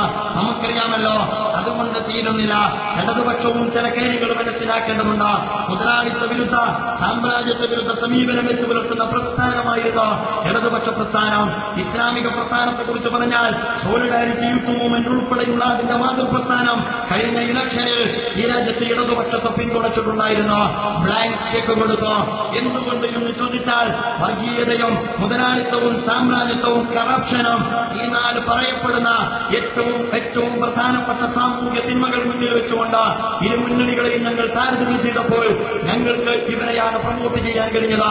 അന്ന് ഞങ്ങൾ വോട്ട് ചെയ്തത് ഈ പറയപ്പെട്ട പോലെ ഞങ്ങളുടെ നിലപാടിനാണ്. ഞങ്ങൾക്കാണ് വോട്ട് ചെയ്തത്. മുതലാളിത്തത്തോട് ഏറ്റവും കടുത്ത സമീപനമുള്ളവർ, സാമ്രാജ്യത്വത്തോട് ഏറ്റവും കടുത്ത സമീപനമുള്ളവർ, വർഗീയ ഫാസിസത്തോട് ഏറ്റവും കടുത്ത സമീപനമുള്ളവർ, അഴിമതിയുടെ കാര്യത്തിൽ പട്ടാപ്പകൽ നഗ്നനായി നടക്കാത്തവർ, അല്പം മറയും തരിയുമൊക്കെ ഉള്ളവർ എന്ന ചില മാനദണ്ഡങ്ങൾ മാറ്റിവെച്ചുകൊണ്ടാണ് വലതുപക്ഷത്തേക്കാൾ ഇടതുപക്ഷത്തിന് ഞങ്ങൾ പിന്തുണ കൊടുത്തത് അത് ആജീവനാന്ത പിന്തുണയാണ് എന്ന് അവരും ധരിക്കേണ്ടതില്ല എന്ന് ഈ സന്ദർഭത്തിൽ ഉണർത്തുകയാണ്. ആ ജനപിന്തുണ, ജനപക്ഷത്തിന്റെ പിന്തുണ തിരിച്ചറിയുവാൻ ഇടതുപക്ഷത്തിന് വേണ്ട രീതിയിൽ സാധിച്ചിട്ടില്ല എന്ന് ഈ സന്ദർഭത്തിൽ ഉണർത്തുവാൻ ഞാൻ ആഗ്രഹിക്കുകയാണ്. അഥവാ ഇന്ത്യയിലെ കേരളത്തിലെ ജനവിഭാഗം CVS സർക്കാർ അധികാരത്തിലെത്തുമ്പോൾ ഒരുപാട് സ്വപ്നങ്ങൾ ഉണ്ടായിരുന്നു. ആ സ്വപ്നങ്ങൾ പൂർത്തീകരിച്ചിട്ടില്ലെന്ന് മാത്രമല്ല, അണ്ടിയോ മാങ്ങയോ മൂത്തത് എന്ന പേരിലുള്ള പരസ്പരം അങ്ങോട്ടും ഇങ്ങോട്ടുമുള്ള പടലപ്പണക്കങ്ങൾ തെരുവോരത്തിലേക്ക് കോൺഗ്രസിനെ പോലും നാണിപ്പിക്കും വിധം തെരുവിലേക്ക് വലിച്ചേക്കുന്നിടത്ത് ആ രാഷ്ട്രീയ പാർട്ടി എത്തിയിരിക്കുന്നു. അവരാലോചിക്കണം. ഞാൻ പറയുന്നത് അധികാരമോഹം ഈ രാജ്യത്തെ അധികാര കേന്ദ്രങ്ങളിൽ എത്തിപ്പെട്ടിരിക്കുന്ന രാഷ്ട്രീയ പ്രസ്ഥാനങ്ങൾ സ്വാധീനിച്ചു കഴിഞ്ഞപ്പോൾ ജനങ്ങളെ മറന്ന് കസേരകളിൽ നടത്തുന്ന രാഷ്ട്രീയ പ്രസ്ഥാനങ്ങളെ ലജ്ജയോടുകൂടി നോക്കി നിൽക്കേണ്ടുന്ന ഒരു ഗതികേട് ഇന്ത്യയിൽ എല്ലാ സംസ്ഥാനത്തിലെന്ന പോലെ നമുക്ക് ഓരോരുത്തർക്കും അഭിമുഖീകരിക്കേണ്ടി വന്നുകൊണ്ടിരിക്കുന്നു. ഞാനെന്ന് പറയട്ടെ, ഇടതുപക്ഷം ഒരുപാട് മാറ്റങ്ങൾ വരുത്തേണ്ടതുണ്ട്. മദ്യത്തിന്റെ കാര്യത്തിൽ പടിപടിയായിട്ട് മദ്യം നിരോധിക്കാൻ വന്ന കൂട്ടർ മദ്യഷോപ്പുകൾ ധാരാളമായിട്ട് തുറന്നു, ചൂതാട്ടത്തിന്റെ കേന്ദ്രങ്ങൾ വികസിപ്പിച്ചു. അതുപോലെ തന്നെ സാമ്രാജ്യത്വത്തിന്റെ വിഷയത്തിൽ അവർ ഒരുപാട് സാമ്രാജ്യത്വ വികസന നയങ്ങൾ മുന്നോട്ട് വെച്ചു. അതുകൊണ്ട് തീർന്നിട്ടുണ്ടോ? തീർന്നിട്ടില്ല. ഏറ്റവും അവസാനം ഈ രാജ്യത്തെ സംബന്ധിച്ചിടത്തോളം ഒരുപാട് മർമ്മപ്രധാനമായ വിഷയങ്ങൾ, അഴിമതി ഉൾപ്പെടെയുള്ള വിഷയത്തിൽ ഇന്ത്യൻ നാഷണൽ കോൺഗ്രസിനോട് മത്സരിക്കുവാൻ പാർട്ടി തന്നെ സെക്രട്ടറിയുടെ അധ്യക്ഷതയിൽ തീരുമാനിച്ചാൽ പിന്നെ ഞങ്ങൾ എന്ത് ചെയ്യാനാണ്? അത്തരം മർമ്മത്തിലേക്ക് ഇടതുപക്ഷ സുഹൃത്തുക്കൾ എത്തിയിരിക്കുന്നു. തിരിഞ്ഞു നോക്കണം, എന്നിട്ട് മാറി ചിന്തിക്കണം. ഈ രാജ്യത്തെ പ്രബുദ്ധ ജനത ജനകീയ വിചാരണയ്ക്ക് വിധേയമാക്കുമെന്ന തിരിച്ചറിവ് എന്റെ പ്രിയപ്പെട്ട ഇടതുപക്ഷ സുഹൃത്തുക്കൾക്കുണ്ടാകേണ്ടതുണ്ട്. ഞങ്ങൾ പറയുന്നു, ഈ രാജ്യത്ത് വംശഹത്യയുടെ വർഗീയ ഫാസിസ്റ്റ് ശക്തികൾ അധികാരത്തിൽ വരാതിരിക്കണമെങ്കിൽ ഇപ്പോൾ തൽക്കാലം ഇന്ത്യൻ നാഷണൽ കോൺഗ്രസ് അതിന്റെ മതേതര പ്രതിച്ഛായ ഉയർത്തിപ്പിടിച്ചുകൊണ്ട്, ഫാസിസ്റ്റ് വിരുദ്ധ സമീപനം ഉയർത്തിപ്പിടിച്ചുകൊണ്ട് നിലനിൽക്കുകയാണ് വേണ്ടത്. ഇടത് മതേതര ശക്തികൾ ഉത്തരവാദിത്വ ബോധം പ്രകടിപ്പിക്കുകയാണ് ചെയ്യേണ്ടത്. പക്ഷേ അത് നിർവഹിക്കുന്നില്ല എന്നിടത്തിൽ നിന്നാണ് ഈ രാജ്യത്തെ ജനകീയമായ പ്രതിഷേധം അവർക്കെതിരെ ഉയർന്നു വന്നുകൊണ്ടിരിക്കുന്നത് എന്ന് എന്റെ സുഹൃത്തുക്കൾ തിരിച്ചറിയേണ്ടതുണ്ട്. നമുക്കറിയാമല്ലോ, മുതലാളിത്തത്തോടും സാമ്രാജ്യത്വത്തോടും ഈ രാജ്യത്ത് സന്ധിയില്ല സമരം പ്രഖ്യാപിച്ചുകൊണ്ടാണ് ഇടതുപക്ഷ സുഹൃത്തുക്കൾ അധികാരത്തിൽ വന്നത്. പാർട്ടി കെട്ടിപ്പടുത്തത് മുതലാളിത്ത വിരുദ്ധ വികാരത്തിൽ കെട്ടിപ്പടുക്കപ്പെട്ട ഒരു പ്രസ്ഥാനം ഇന്നെവിടെയാണ് എത്തി നിൽക്കുന്നത്? മുതലാളിത്വത്തിന്റെ കാറ്റിയിൽ കാറ്റ് കെട്ടിക്കിടക്കുന്ന നമ്മുടെ ധനമന്ത്രി ഉൾപ്പെടെയുള്ള ഒരു വ്യൂഹത്തെ ചുമന്ന് നടക്കേണ്ടുന്ന ഗതികേടിലാണ് നമ്മുടെ കേരളത്തിന്റെ മുഖ്യമന്ത്രി ഉള്ളത്. എന്റെ സുഹൃത്തുക്കൾ ആലോചിക്കേണ്ടതുണ്ട്. നമുക്കറിയാം, മുതലാളിത്ത ലോകത്ത് തകർന്നുകൊണ്ടിരിക്കുന്നു. ഇതൊരു ഫാക്ടാണ്, ഇതൊരു യാഥാർത്ഥ്യമാണ്. ആ യാഥാർത്ഥ്യത്തെ മുഖവിലക്കെടുത്തുകൊണ്ട് മുതലാളിത്തത്തിന്റെ തകർച്ച ഉറപ്പുവരുത്തുക, അവസാനത്തെ തകർച്ചയും ഉറപ്പുവരുത്തുക എന്ന ദൗത്യം ചരിത്രത്തിൽ പോരാട്ടത്തിന് നേതൃത്വം കൊടുത്ത ഒരു വിപ്ലവ പ്രസ്ഥാനത്തിന്റെ ദൗത്യമായിരുന്നു. പക്ഷേ ഒരു പ്രത്യയ ശാസ്ത്രത്തിനെതിരെ പതിറ്റാണ്ടുകളിലോളം പതിറ്റാണ്ടുകളോളം പോരാട്ടം നടത്തിയ ഒരു പ്രസ്ഥാനം ആ പ്രത്യയ ശാസ്ത്രം തകരുന്ന ഘട്ടത്തിൽ അവർക്ക് താങ്ങായി വർദ്ധിക്കുന്നു എന്നത് വിരോധാഭാസമാണ് എന്ന് പറയാതിരിക്കാൻ കഴിയില്ല. എന്റെ പ്രിയപ്പെട്ട സുഹൃത്തുക്കൾക്കറിയാമല്ലോ, മിസ്റ്റർ ബറാക് ഹുസൈൻ ഒബാമ അദ്ദേഹം അധികാരമേറ്റെടുത്ത ഉടനെ ലോകത്തെ അഭിമുഖീകരിച്ചുകൊണ്ട് ബറാക് ഹുസൈൻ ഒബാമ പ്രഭാഷണം നടത്തി. എന്റെ സുഹൃത്തുക്കൾ ആ പ്രഭാഷണം കേട്ടിട്ടുണ്ടാകും. കവിത തുടുമ്പുന്ന പ്രഭാഷണം. ആ പ്രഭാഷണത്തിൽ ഹുസൈൻ ഒബാമ ലോകത്തോട് പറഞ്ഞു, ഞങ്ങൾക്ക് തെറ്റുപറ്റിയിരിക്കുന്നു. മുതലാളിത്വത്തിന്റെ തകർച്ചയ്ക്ക് അടിവരയിട്ടുകൊണ്ടാണ് ബറാക് ഹുസൈൻ ഒബാമയുടെ പ്രഭാഷണം അവസാനിപ്പിച്ചത്. ഒന്നാമത് അദ്ദേഹം പറഞ്ഞു, അമേരിക്കയും അമേരിക്ക നിലകൊള്ളുന്ന വ്യവസ്ഥിതിയുടെ വക്താക്കളും ആർത്തി അവസാനിപ്പിക്കേണ്ടതുണ്ട്. മുതലാളിത്വത്തിന്റെ മുഖമുദ്രയാണ് ആർത്തി. ആർത്തിയിൽ അധിഷ്ഠിതമായ സഹജീവി സഹബോധമില്ലാത്ത, ആർത്തിയിൽ അധിഷ്ഠിതമായ സ്വാർത്ഥന്മാരുടെ കൂട്ടായ്മയാണ് യഥാർത്ഥത്തിൽ മുതലാളിത്ത സമൂഹം. ആ ആർത്തിയിൽ അധിഷ്ഠിതമായ ദർശനത്തിന്റെ വക്താവ് ഒരു ചരിത്ര സന്ധിയിൽ മിസ്റ്റർ ബുഷിന്റെ കയ്യിൽ നിന്ന് അധികാരം ഏറ്റെടുത്ത് ലോകത്തെ അഭിമുഖീകരിച്ചുകൊണ്ട് ബറാക് ഹുസൈൻ ഒബാമ പറഞ്ഞു, അമേരിക്കക്കാരൻ ആർത്തി അവസാനിപ്പിക്കേണ്ടതുണ്ട്. രണ്ടാമത് അദ്ദേഹം പറഞ്ഞത്, ഈ രാജ്യത്തെ മാർക്കറ്റിന് മേൽ നിയന്ത്രണം വേണം. മുതലാളിത്തത്തിന്റെ മൗലിക ഗുണമാണ് അല്ലെങ്കിൽ മൗലികതയാണ് ഫ്രീ മാർക്കറ്റ് എന്ന് പറയുന്നത്. മാർക്കറ്റിൽ ആരും ഇടപെടാൻ പാടില്ല. ആളുകളെ പോക്കറ്റടിക്കാം, അതുപോലെ തന്നെ പൂഴ്ത്തിവെക്കാം, അതുപോലെ തന്നെ വമ്പിച്ച സംഖ്യ ചൂഷണം ചെയ്യാം. എന്നാൽ പോലും ആരും പിടികൂടാൻ പാടില്ല. പക്ഷേ അത്തരത്തിലുള്ള ഒരു ഫ്രീ മാർക്കറ്റ് സിസ്റ്റത്തെ പ്രതിനിധീകരിക്കുന്ന മുതലാളിത്തം ഒരു ഘട്ടത്തിൽ പറഞ്ഞു, ഫ്രീ മാർക്കറ്റ് തകർന്നിരിക്കുന്നു, മാർക്കറ്റിന് മേൽ നിയന്ത്രണം വേണം. അതുകൊണ്ട് തീർന്നില്ല. ലോകത്തിലെ ലക്ഷം മനുഷ്യരെ കൊന്നൊടുക്കിയ മുതലാളിത്തത്തിന്റെ വക്താക്കൾ അവസാന ഘട്ടത്തിൽ പറഞ്ഞു, സൈനികമായ ശക്തി കൊണ്ട് മാത്രം ഒരു രാജ്യത്തിനും സുരക്ഷിതത്വം കിട്ടുകയില്ല എന്ന് മിസ്റ്റർ ഒബാമ ലോകത്തോട് സമ്മതിച്ചു. അങ്ങനെ അല്ലെങ്കിൽ ഞാൻ പ്രതിനിധീകരിക്കുന്ന രാജ്യം, പ്രതിനിധീകരിക്കുന്ന തത്വശാസ്ത്രം പരാജയപ്പെട്ടിരിക്കുന്നു എന്ന് ലോകത്തിനു മുമ്പിൽ മുതലാളിത്തം കുറ്റസമ്മതം നടത്തുമ്പോഴാണ് നമ്മുടെയൊക്കെ രാജ്യത്ത് മുതലാളിത്തത്തിന്റെ പാതയിലേക്ക് എന്റെ ഇടതുപക്ഷ സുഹൃത്തുക്കൾ വരെ ഇന്ന് പ്രയാണം നടത്തിക്കൊണ്ടിരിക്കുന്നത്. ഒരു ഘട്ടത്തിൽ നമുക്കറിയാമല്ലോ, കഴിഞ്ഞ 4-5 വർഷങ്ങൾക്കിടയിൽ 2 ലക്ഷത്തോളം കർഷകർ ഇന്ത്യ രാജ്യത്ത് ആത്മഹത്യ ചെയ്തു. ആഗോളീകരണത്തിന്റെ ഫലമായിട്ട് കർഷകർക്ക് ആത്മഹത്യ ചെയ്യേണ്ടി വന്നു. അന്ന് രാജ്യത്തെ ചില്ലുമേടുകളിൽ ഇരുന്നുകൊണ്ട്, എസി റൂമുകളിൽ ഇരുന്നുകൊണ്ട് IT പ്രൊഫഷണലുകൾക്ക് കർഷകരുടെ ആത്മഹത്യ പോലും കേൾക്കുവാനുള്ള കാത് അവർക്കുണ്ടായിരുന്നില്ല. അവർ ലോകത്തെ മാറ്റത്തെ ആഗോളം ആസ്വദിക്കുകയായിരുന്നു. ബാംഗ്ലൂർ പട്ടണത്തിലും എറണാകുളം പട്ടണത്തിലും ലോകമറിയാതെ, ലോകത്തിന്റെ മാറ്റമറിയാതെ പണം കൊയ്യുന്ന, പണം കായ്ക്കുന്ന മരങ്ങളായി നമ്മൾ ഒരുപാട് പ്രൊഫഷണലുകളെ സംഭാവന ചെയ്തുകൊണ്ടിരുന്നു. ഒരു ഭാഗത്ത് കർഷകരുടെ ആർത്തനാദം കേൾക്കാൻ, അതിനോട് പ്രതികരിക്കുവാൻ, സമ്മതിക്കാൻ സമർത്ഥമല്ലാത്ത ആ പൊന്മുട്ടയിടുന്ന താറാവുകൾ, ആ പണം കായ്ക്കുന്ന മരങ്ങൾ ഇന്ന് വിറങ്ങലിച്ചുകൊണ്ടിരിക്കുകയാണ്. നമുക്കറിയാം, ഇപ്പോൾ കർഷകരുടെ ആത്മഹത്യയല്ല നമ്മൾ കേട്ടുകൊണ്ടിരിക്കുന്നത്, പ്രൊഫഷണലുകളുടെ ആത്മഹത്യയാണ്, സമ്പന്നന്മാരുടെ ആത്മഹത്യകളാണ്. അമേരിക്കയിൽ വരെ ബാങ്കുകൾ അടച്ചുപൂട്ടിക്കൊണ്ടിരിക്കുകയാണ്. 50,000-ന്റെ ഫ്ലാറ്റ്, 10,000-കണക്കിന് രൂപയുടെ അടവുകൾ, ഇത് തീർക്കാൻ കഴിയാതെ, ശമ്പളം കിട്ടാതെ, ജീവിതത്തിന്റെ എല്ലാ മധുരങ്ങളെയും നുകർന്നുകൊണ്ട് ആടിത്തിമിർക്കുന്ന ഒരു പുതിയ സമൂഹം ഒരു ഘട്ടത്തിൽ തങ്ങളുടെ വരുമാനം നിലച്ചപ്പോൾ നാളെ പ്രഭാതമായാൽ തങ്ങൾക്ക് മുമ്പിൽ അവകാശം ചോദിച്ചു വരുന്നവരെ അഭിമുഖീകരിക്കുവാൻ കരുത്തില്ലാത്തതിന്റെ പേരിൽ ജീവിതത്തിൽ നിന്ന് ഒളിച്ചോടുന്ന കാഴ്ചയാണ് ഇന്ന് അമേരിക്കയിൽ ഉൾപ്പെടെ ഗൾഫ് നാടുകളിൽ ഉൾപ്പെടെ നമ്മൾ കണ്ടുകൊണ്ടിരിക്കുന്നത്. ഈ സാമ്പത്തിക തകർച്ച മുതലാളിത്തത്തിന്റെ തകർച്ചയാണ്. ഈ തകർച്ചയ്ക്ക് വേണ്ടിയാണ് അതിശക്തമായ പോരാട്ടം എന്റെ ഇടതുപക്ഷ സുഹൃത്തുക്കൾ നടത്തിയത്. പക്ഷേ ഇപ്പോൾ ഇടതുപക്ഷക്കാരൻ വലത്തോട്ട് പോയിക്കൊണ്ടിരിക്കുന്നു. എന്റെ ഇടതുപക്ഷ സുഹൃത്തുക്കളോട് എനിക്ക് പറയുവാനുള്ളത്, കേരളത്തിലും ഇന്ത്യയിലും 2 വലതുപക്ഷത്തിന്റെ കാര്യമില്ല. ഇടത്ത് നിൽക്കുന്നോ നിങ്ങൾക്ക് ഭാവിയുണ്ട്, വലത്തോട്ടാണോ നിങ്ങളെക്കാൾ ഭംഗിയായിട്ട് ഉമ്മനും കൂട്ടരും വലതുപക്ഷ രാഷ്ട്രീയം കേരളത്തിൽ കളിക്കുന്നുണ്ട് എന്ന് മുന്നറിയിപ്പ് നൽകുവാൻ ഈ സന്ദർഭം ഞാൻ ഉപയോഗപ്പെടുത്തുകയാണ്. നമുക്കറിയാമല്ലോ, ഇടതുപക്ഷത്തിന്റെ അപജയത്തിന്റെ ഒരു ഉദാഹരണം ഞാൻ സൂചിപ്പിക്കുന്നു. ഒരുപാട് പ്രശ്നം നമ്മുടെ രാജ്യത്ത് ഉയർന്നുകൊണ്ടിരിക്കുന്നുണ്ട്. അതിൽ പ്രധാനപ്പെട്ട ഒരു പ്രശ്നമാണ് ഭൂമിയുടെ പ്രശ്നം. ഭൂമി എന്ന മനുഷ്യന്റെ പ്രശ്നമാണ്. ഈ രാജ്യത്ത് 30% ജനങ്ങൾക്ക് മണ്ണില്ല, ജീവിക്കുവാൻ മണ്ണില്ലാത്ത 30 കോടി ജനങ്ങൾ ഇന്ത്യ രാജ്യത്തുണ്ട്. മണ്ണില്ലാത്ത മനുഷ്യർ, ജനിച്ചു വീണ മണ്ണ് കിട്ടാത്ത മനുഷ്യർ. അത്തരത്തിൽ ഭൂമിയുടെ പ്രശ്നം ഈ രാജ്യത്ത് ഏറ്റെടുക്കേണ്ടിയിരുന്നത് ഇടതുപക്ഷ സുഹൃത്തുക്കളാണ്.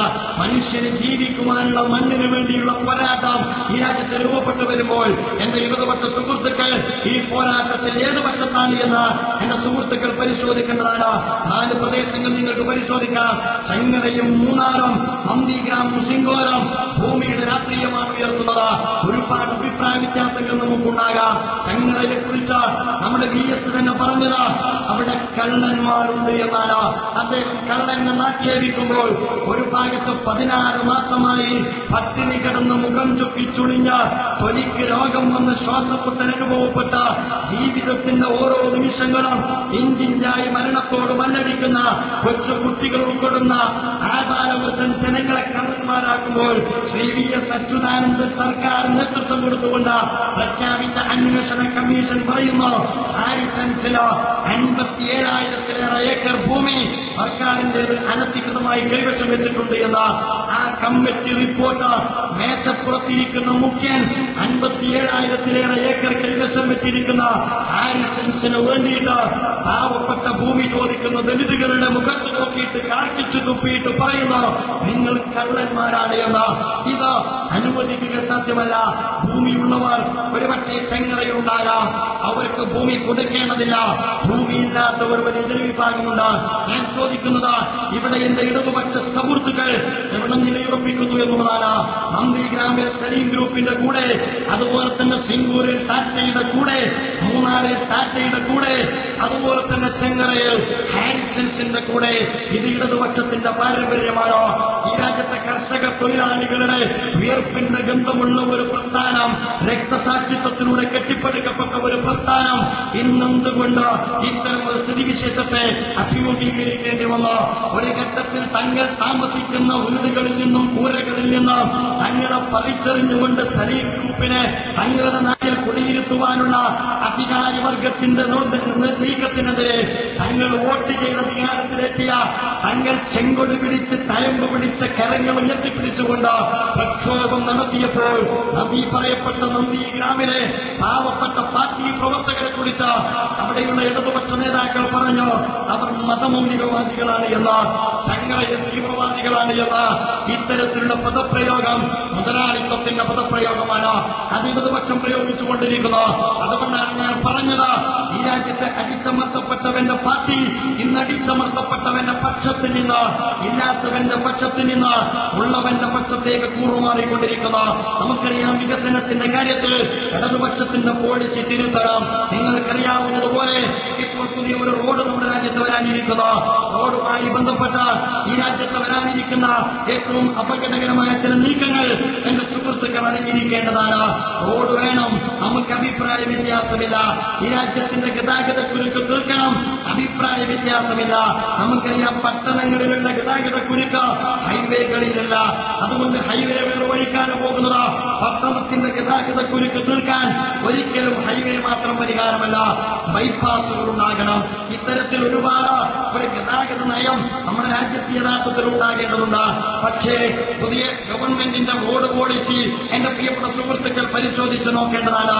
PPP അഥവാ പ്രൈവറ്റ് ആൻഡ് പബ്ലിക് പാർട്ടിസിപ്പേഷനോടുകൂടിയാണ് ഇനി നമ്മുടെ രാജ്യത്ത് റോഡുകൾ വരാൻ പോകുന്നത്. 84% റോഡ് ജില്ലാ ഭരണകൂടങ്ങൾക്ക് കീഴിലാണ്, PWDയിലും അതുപോലെ തന്നെ തദ്ദേശ സ്വയംഭരണ സ്ഥാപനങ്ങൾക്കും കീഴിലാണ്. ഈ പറയപ്പെട്ട പൊതുനിരത്ത് വരെ ഇനി സ്വകാര്യ കമ്പനികൾക്ക് തീരെഴുതി കൊടുക്കാൻ പോകുന്നു. ഈ കോട്ടി അടിസ്ഥാനത്തിലാണ് നമ്മുടെ രാജ്യത്തെ നാഷണൽ ഹൈവേ വികസിപ്പിക്കാൻ പോകുന്നത്. 2 വരിപ്പാത 4 വരിപ്പാതയാക്കുന്ന സ്വാഗതാർഹമാണ്. 4 വരിപ്പാതയാക്കണം എന്ന് സോളിഡാരിറ്റി ആവശ്യപ്പെടുന്നു. പക്ഷേ ഈ 4 വരിപ്പാതയാക്കുമ്പോൾ എന്റെ സുഹൃത്തുക്കൾ അറിയേണ്ടതുണ്ട്, ഇപ്പോൾ നാഷണൽ ഹൈവേ എനിക്കും നിങ്ങൾക്കും ഉപയോഗപ്പെടുത്താവുന്നതാണ്. പക്ഷേ ഇപ്പോൾ 4 വരിയാക്കുന്നത് VOT-യാണ്. അത് കഴിഞ്ഞാൽ നമ്മുടെ പൊതുനിരത്ത് VOT-യുടെ കൈകളിലേക്ക് കൈമാറാൻ പോകുന്നു.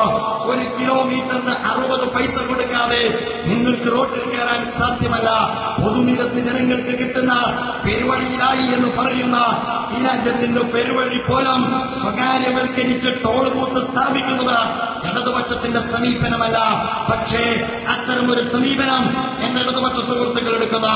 പുതിയ ബഡ്ജറ്റിൽ നിങ്ങൾക്കറിയാം, ഒരു മലയോര ഹൈവേ ഉണ്ട്, ഒരു തീരദേശ ഹൈവേ ഉണ്ട്, അതുപോലെ തന്നെ ഇപ്പോഴുള്ള ഹൈവേ വികസിപ്പിക്കുന്നുണ്ട്. ഇതൊക്കെ ഉണ്ടായിരിക്കെ നമ്മുടെ രാജ്യത്തെ ഒരുപാട് പദ്ധതികൾ വഴിയിൽ കിടന്ന് വീണിരിക്കെ ഇതിനൊക്കെ പുറമെയാണ് പഴയ എക്സ്പ്രസ് ഹൈവേ പൊടി തട്ടിയെടുത്തുകൊണ്ട് തെക്ക് വടക്ക് പാത നമ്മുടെ പൊതുമരാമത്ത് മന്ത്രി പ്രഖ്യാപിച്ചിരിക്കുന്നത് ഇടതുപക്ഷത്തിന്റെ പിന്തുണയോടുകൂടെ. ഒരു കാര്യം ഉണർത്താൻ ആഗ്രഹിക്കുന്നു, റെയിൽവേ വികസനത്തിന്റെ സാധ്യത ഉപയോഗപ്പെടുത്താതെ, ജനഗതാഗതത്തിന്റെ സാധ്യത ഉപയോഗപ്പെടുത്താതെ തീരദേശ ഹൈവേയും മലയോര ഹൈവേയും പ്രഖ്യാപിച്ചിരിക്കെ നമ്മുടെ രാജ്യത്തിന്റെ നാഷണൽ ഹൈവേ തന്നെ വികസിപ്പിക്കാൻ തീരുമാനിച്ചിരിക്കെ ഇതിനൊക്കെ പുറമെ ഈ രാജ്യത്തെ സാധാരണക്കാരന് മേൽ സാമ്പത്തിക ഭാരം കെട്ടിവെച്ചുകൊണ്ട് ഈ രാജ്യത്തെ സാധാരണക്കാരനെ വഴിമുടക്കുന്ന പഴയ എക്സ്പ്രസ് ഹൈവേ പൊടി തട്ടിയെടുത്തിട്ട് തെക്ക് വടക്ക് പാത കൊണ്ടുവരാനാണ് ഇടതുപക്ഷത്തിന്റെ നീക്കമെങ്കിൽ അത്തരം നീക്കം നടത്തുന്ന ഇടതുപക്ഷത്തിന്റെ നേതാക്കന്മാരും മന്ത്രിമാരും തെക്ക് വടക്ക് നടക്കേണ്ടി വരുമെന്ന കാര്യം ഈ സന്ദർഭത്തിൽ ഓർമ്മപ്പെടുത്തുവാൻ ഞാൻ ആഗ്രഹിക്കുകയാണ്. നല്ല സുന്ദര കുട്ടപ്പനായ ഒരു പൊതുമരാമത്ത് മന്ത്രി കഴിഞ്ഞ ഭരണത്തിൽ കേരളത്തിലുണ്ടായിരുന്നു. അദ്ദേഹത്തിന്റെ ചൊറുക്ക് കുറവ് കൊണ്ടല്ല, ഭംഗി കുറവ് കൊണ്ടല്ല, അദ്ദേഹത്തിന് ഇന്ന് മന്ത്രി പോയിട്ട് ഒരു MLA-യുടെ സീറ്റ് പോലും കിട്ടിയിട്ടില്ല എന്ന കാര്യം ഇടതുപക്ഷക്കാരൻ ഓർക്കുന്നത് നല്ലതാണ്. നല്ല സുന്ദര കുട്ടപ്പന് വീട്ടിലിരിക്കേണ്ടി വന്നത് മനുഷ്യന്റെ വികാരം മനസ്സിലാക്കാത്ത ദുർഘടൻ പരിഷ്കാരങ്ങൾ കൊണ്ടുവന്നതുകൊണ്ടാണ്. അതുകൊണ്ട് സോളിഡാരിറ്റി ഇത്തരം വിഷയത്തിൽ കയ്യും കെട്ടി നോക്കി നിൽക്കുകയില്ല എന്ന് ഈ സന്ദർഭത്തിൽ ഉണർത്തുവാൻ കൂടെ ഞാൻ ആഗ്രഹിക്കുകയാണ്. എന്നെ പ്രിയപ്പെട്ട സുഹൃത്തുക്കൾ അറിയേണ്ടതുണ്ട്, ഇടതുപക്ഷത്തിനും മാറ്റം വരുന്നു. മുതലാളിത്തത്തിന്റെ വികസന കാഴ്ചപ്പാട് ഇടതുപക്ഷം നടപ്പാക്കുന്ന അഴിമതിയുടെ കാര്യത്തിൽ ആരോടാണ് മത്സരിക്കുന്നത് എനിക്കറിഞ്ഞുകൂടാ. ഇന്ത്യൻ നാഷണൽ കോൺഗ്രസിനോടാണ് എന്നാണ് പലരും പറയുന്നത്. അപ്പോൾ മത്സരം ആരംഭിച്ചു കഴിഞ്ഞു. നിങ്ങൾക്കറിയില്ലേ SNC രാഹുലുമായി ബന്ധപ്പെട്ട വിഷയം? ഞാൻ പറയുന്നു, SNC രാഹുലുമായി ബന്ധപ്പെട്ട വിഷയത്തിൽ ഇടതുപക്ഷ ഗവൺമെന്റിന്റെ നടപടികളെ ത്വരിതപ്പെടുത്തുന്ന നിലപാടിന് പകരം ഭരണകൂടത്തെ തടയിടുന്ന സമീപനം ഇടതുപക്ഷത്തിന്റെ ഭാഗത്തു നിന്നുണ്ടായാൽ രാഷ്ട്രീയമായി നിങ്ങൾ നേരിടുന്നത് പോലെ തന്നെ രാഷ്ട്രീയമായി അതിനെ നേരിടുവാൻ പ്രബുദ്ധ കേരളവും സന്നദ്ധമാകുമെന്ന് ഈ സന്ദർഭത്തിൽ ഓർമ്മപ്പെടുത്താൻ ഞാൻ ആഗ്രഹിക്കുകയാണ്. നിങ്ങൾ ആലോചിച്ചു നോക്കുക, സ്വന്തം പാർട്ടി സെക്രട്ടറി ഇടതുപക്ഷത്തിന്റെ സംസ്കാരമാണോ? ശ്രീ പിണറായി വിജയൻ പണമെടുത്തോ പണമെടുത്തില്ലേ എന്നത് ഞങ്ങളുടെ വിഷയമല്ല. അദ്ദേഹം അഴിമതി നടത്തി എന്ന് പറയാൻ, നടത്തിയിട്ടില്ല എന്ന് പറയാൻ സോളിഡാരിറ്റി ആണല്ല.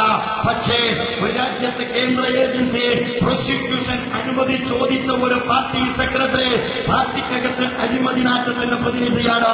ആ അഴിമതിയുടെ നാറ്റം AKG സെന്ററിൽ ഒളിപ്പിക്കുന്നതിന് പകരം അങ്ങ് കാസർഗോഡ് മുതൽ തിരുവനന്തപുരം നാറ്റിക്കുന്ന ഒരു നിലപാട് എന്തുകൊണ്ട് ഇടതുപക്ഷത്തിന്റെ ഭാഗത്ത് നിന്നുണ്ടായി എന്നതാണ് ഞങ്ങൾക്ക് മനസ്സിലാക്കാൻ കഴിയാത്തത്. ഇടതുപക്ഷത്തിന്റെ ഒരു പാരമ്പര്യം അന്വേഷണത്തിൽ ഉത്തരവിടലാണ്, എന്നിട്ട് മാന്യമായി അഖിലനിയമപരമായി നേരിടലാണ്. അത്തരം ഒരു സമീപനം സ്വീകരിക്കുന്നതിന് പകരം ചെറിയ അഭിഷേക പാട്ടാണ് അവിടെ കേരള യാത്രയിൽ നടന്നത്. ഇടതുപക്ഷ സുഹൃത്തുക്കളോട് ഞാൻ പറയുന്നു, നിങ്ങൾ സാമ്രാജ്യത്വ വിരോധത്തിന്റെ കാര്യത്തിൽ, നിങ്ങൾ വർഗീയതയെ ചെറുക്കുന്ന കാര്യത്തിൽ, നിങ്ങൾ അഴിമതിയോട് അതിശക്തമായി സമരം പ്രഖ്യാപിക്കുന്ന കാര്യത്തിൽ നിങ്ങൾ UDF-നേക്കാൾ ഭേദപ്പെട്ടവരായിരുന്നു. ആ ഭേദപ്പെട്ട നിലവാരത്തിൽ നിന്ന്, ആ ഭേദപ്പെട്ട നിലപാടിൽ നിന്ന് ഇടതുപക്ഷം താഴോട്ട് പോകുന്നു എന്നത് പ്രബുദ്ധ കേരളത്തെ അമർഷത്തിലേക്ക് നയിക്കുന്നതാണ് എന്ന് പറയാതിരിക്കാൻ നിർവാഹമില്ല. നിങ്ങൾ ആലോചിച്ചു നോക്കുക, യഥാർത്ഥത്തിൽ വലിയ ഭൂരിപക്ഷത്തോടുകൂടി ഭരിക്കാൻ ഏൽപ്പിച്ച ഒരു കൂട്ടർ ഭരിക്കുന്നതിന് പകരം എന്തിനാണ് തെക്ക് വടക്ക് നടക്കുന്നത് എന്ന് മനസ്സിലാക്കാൻ കഴിയുന്നില്ല.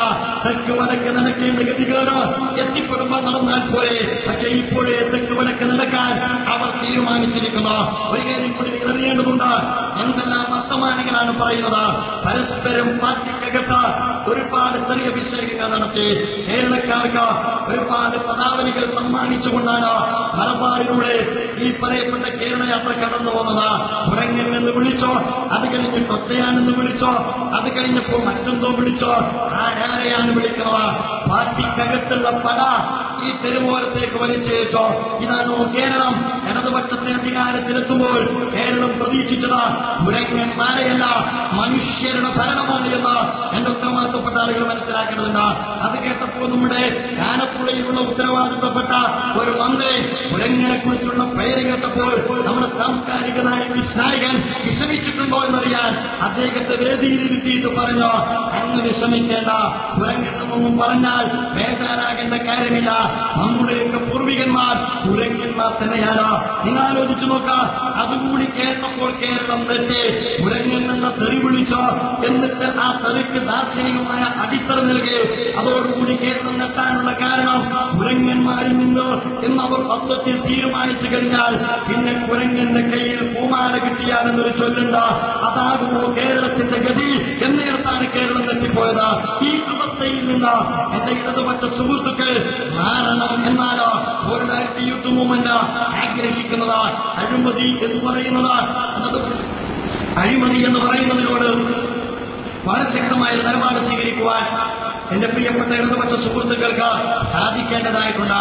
ഞങ്ങൾ പറയുന്നത് ഇതിനർത്ഥം ഈ പറയപ്പെട്ട ഇരു മുന്നണികളും ഈ രാജ്യത്തെ പാവപ്പെട്ട യുവാക്കളെ സംബന്ധിച്ചിടത്തോളം പ്രതീക്ഷയർപ്പിച്ചുകൊണ്ട് തങ്ങളുടെ ജീവിതത്തെ ജീവാർപ്പണം നിർവഹിക്കുവാൻ സാധ്യമാകുന്ന വിശ്വസ്തമായ പ്ലാറ്റ്ഫോമാണോ എന്ന് നമ്മൾ ആലോചിക്കേണ്ടതാണ്. പക്ഷേ ഈ ഇരു കൂട്ടരുമാർക്കും കൂടി ഉത്തരവാദിത്വ ബോധം കാണിക്കേണ്ടതുണ്ട്. എന്തുകൊണ്ടെന്ന് ചോദിച്ചാൽ മറുഭാഗത്ത് വർഗീയ ഫാസിസം അധികാരത്തിലേർക്കുവാനുള്ള എല്ലാവിധ രംഗസജ്ജീകരണവും നടത്തിക്കൊണ്ടിരിക്കുകയാണ്. വംശഹത്യയുടെ രാഷ്ട്രീയമാണ് ഈ രാജ്യത്തെ വർഗീയ ഫാസിസ്റ്റുകൾ പ്രതിനിധീകരിക്കുന്നത്. ഗാന്ധി മതത്തിൽ നിന്ന് ആരംഭിച്ച ഏറ്റവും അവസാനം ഒറീസയിലെ ക്രിസ്ത്യൻ അനുയായികൾ വരെ അതിക്രൂരമായി കൂട്ടക്കശാപ്പ് ചെയ്തുകൊണ്ടാണ് ഈ രാജ്യത്തെ ക്രിസ്തീയ സമൂഹത്തിന് നേരെ കയ്യേറ്റം നടത്തിക്കൊണ്ടാണ് ഈ രാജ്യത്തെ വർഗീയ ഫാസിസ്റ്റുകളിൽ നിന്ന് അവരുടെ തേർവാഴ്ച നടത്തിക്കൊണ്ടിരിക്കുന്നത്. നമുക്കറിയാമല്ലോ, ഗുജറാത്ത് ബാബരി മസ്ജിദിന്റെ ധ്വംസനങ്ങളിൽ നിന്ന് തുടങ്ങി ഏറ്റവും അവസാനം അത് ഗുജറാത്തിലുള്ള വംശഹത്യയിലൂടെ തുടർന്ന് ഏറ്റവും അവസാനം ഒറീസയിൽ പാവപ്പെട്ട ആദിവാസികൾ വരെ ക്രൂരമായി കൂട്ടക്കശാപ്പ് ചെയ്തു. അതുകൊണ്ട് തീർന്നോയില്ല, കന്യാസ്ത്രീകളെ ബലാത്സംഗം ചെയ്തു. ഇത് എത്ര പ്രാകൃതമാണ് എന്ന് ആലോചിക്കേണ്ടതുണ്ട്. ഇവനാണോ ഇന്ത്യ ഭരിക്കേണ്ടത്?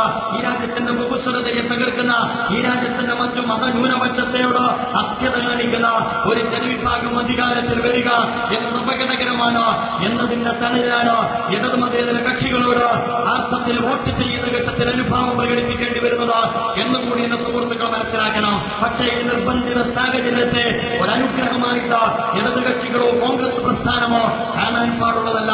ഉത്തരവാദിത്വ ബോധത്തോടുകൂടി പെരുമാറിയിട്ടില്ല എങ്കിൽ നിരാശരായ ജനവിഭാഗത്തിന്റെ ഭാഗത്തു നിന്നുള്ള പ്രതികരണം അരാജകത്വത്തിലേക്ക് ഇന്ത്യയെ കൊണ്ടെത്തിച്ചാൽ അതിന്റെ ഉത്തരവാദിത്വത്തിൽ നിന്ന് മതേതര കക്ഷികൾ കൊടിഞ്ഞു മാറാൻ സാധ്യമല്ല എന്നാണ് ഞാൻ സൂചിപ്പിക്കുന്നത്. ഒറീസ നമുക്ക് മുമ്പിൽ പാഠമാണല്ലോ. ബലാത്സംഗം ചെയ്ത കന്യാസ്ത്രീകളെ ബലാത്സംഗം ചെയ്ത ശേഷം ആദിവാസികളെ കാട്ടിലെ കാട്ടിയോടിച്ചോ, എല്ലാവർ കാട്ടിൽ അഭയം പ്രാപിച്ചോ. പത്രക്കാർ കാട്ടിൽ അഭയം പ്രാപിച്ച ആദിവാസികളോട് ചോദിക്കുന്ന ചോദ്യമുണ്ട്, നിങ്ങൾ എന്തുകൊണ്ടാണ് ഇവിടെ എത്തിപ്പെട്ടത്? അവർ പറഞ്ഞു, ഞങ്ങൾ വനാന്തരങ്ങളിൽ എത്തിപ്പെട്ടത് വർഗീയ ഫാസിസ്റ്റുകളുടെ ആക്രമണം മൂലമാണ്. അപ്പോൾ അവരോടുള്ള ചോദ്യം, വന്യമൃഗങ്ങളെ ഭയപ്പെടേണ്ടതില്ലേ? അവർ തിരിച്ചു കൊടുത്ത മറുപടിയുണ്ട്, ഞങ്ങൾ കാട്ടിലെ വന്യമൃഗങ്ങളെക്കാൾ ഭയപ്പെടുന്നത് നാട്ടിലെ ഇരുകാലി മൃഗങ്ങളെയാണ്. അതുകൊണ്ട് ഞങ്ങൾക്ക് ഇന്ത്യ എന്ന പല ഐഡന്റിറ്റി ഞങ്ങൾക്ക് വേണ്ട. ഞങ്ങൾ അഭയാർത്ഥികളായി പ്രഖ്യാപിക്കണം. എങ്കിൽ ഞങ്ങൾ ഐക്യരാഷ്ട്രസഭയെങ്കിലും അല്പം വെള്ളവും ഭക്ഷണവും തരുമല്ലോ എന്ന് സ്വതന്ത്ര ഭാരതത്തിന്റെ സ്വാതന്ത്ര്യം കഴിഞ്ഞ 6 പതിറ്റാണ്ട് പിന്നിട്ടിട്ട് ഈ സ്വാതന്ത്ര്യത്തിന്റെ മണ്ണിൽ നിന്നുകൊണ്ട് കാടിന്റെ മക്കളായ ആദിവാസികൾക്ക് പറയേണ്ടി വന്നു എന്ന് പറഞ്ഞാൽ അതിന്റെ ഉത്തരവാദിത്തമാർക്കാൻ അത്രമാത്രം മനുഷ്യനാമത്തെ സൃഷ്ടിച്ച വംശഹത്യയുടെ രാഷ്ട്രീയമാണ് ഈ രാജ്യത്തെ BJP പ്രതിനിധീകരിക്കുന്നത്. ആ BJPയുടെ രാഷ്ട്രീയത്തെ പ്രതിരോധിക്കുവാൻ ഈ രാജ്യത്തെ ഇടതുപക്ഷത്തിന് സാധിക്കണം, ഈ രാജ്യത്തെ കോൺഗ്രസിന് സാധിക്കണം.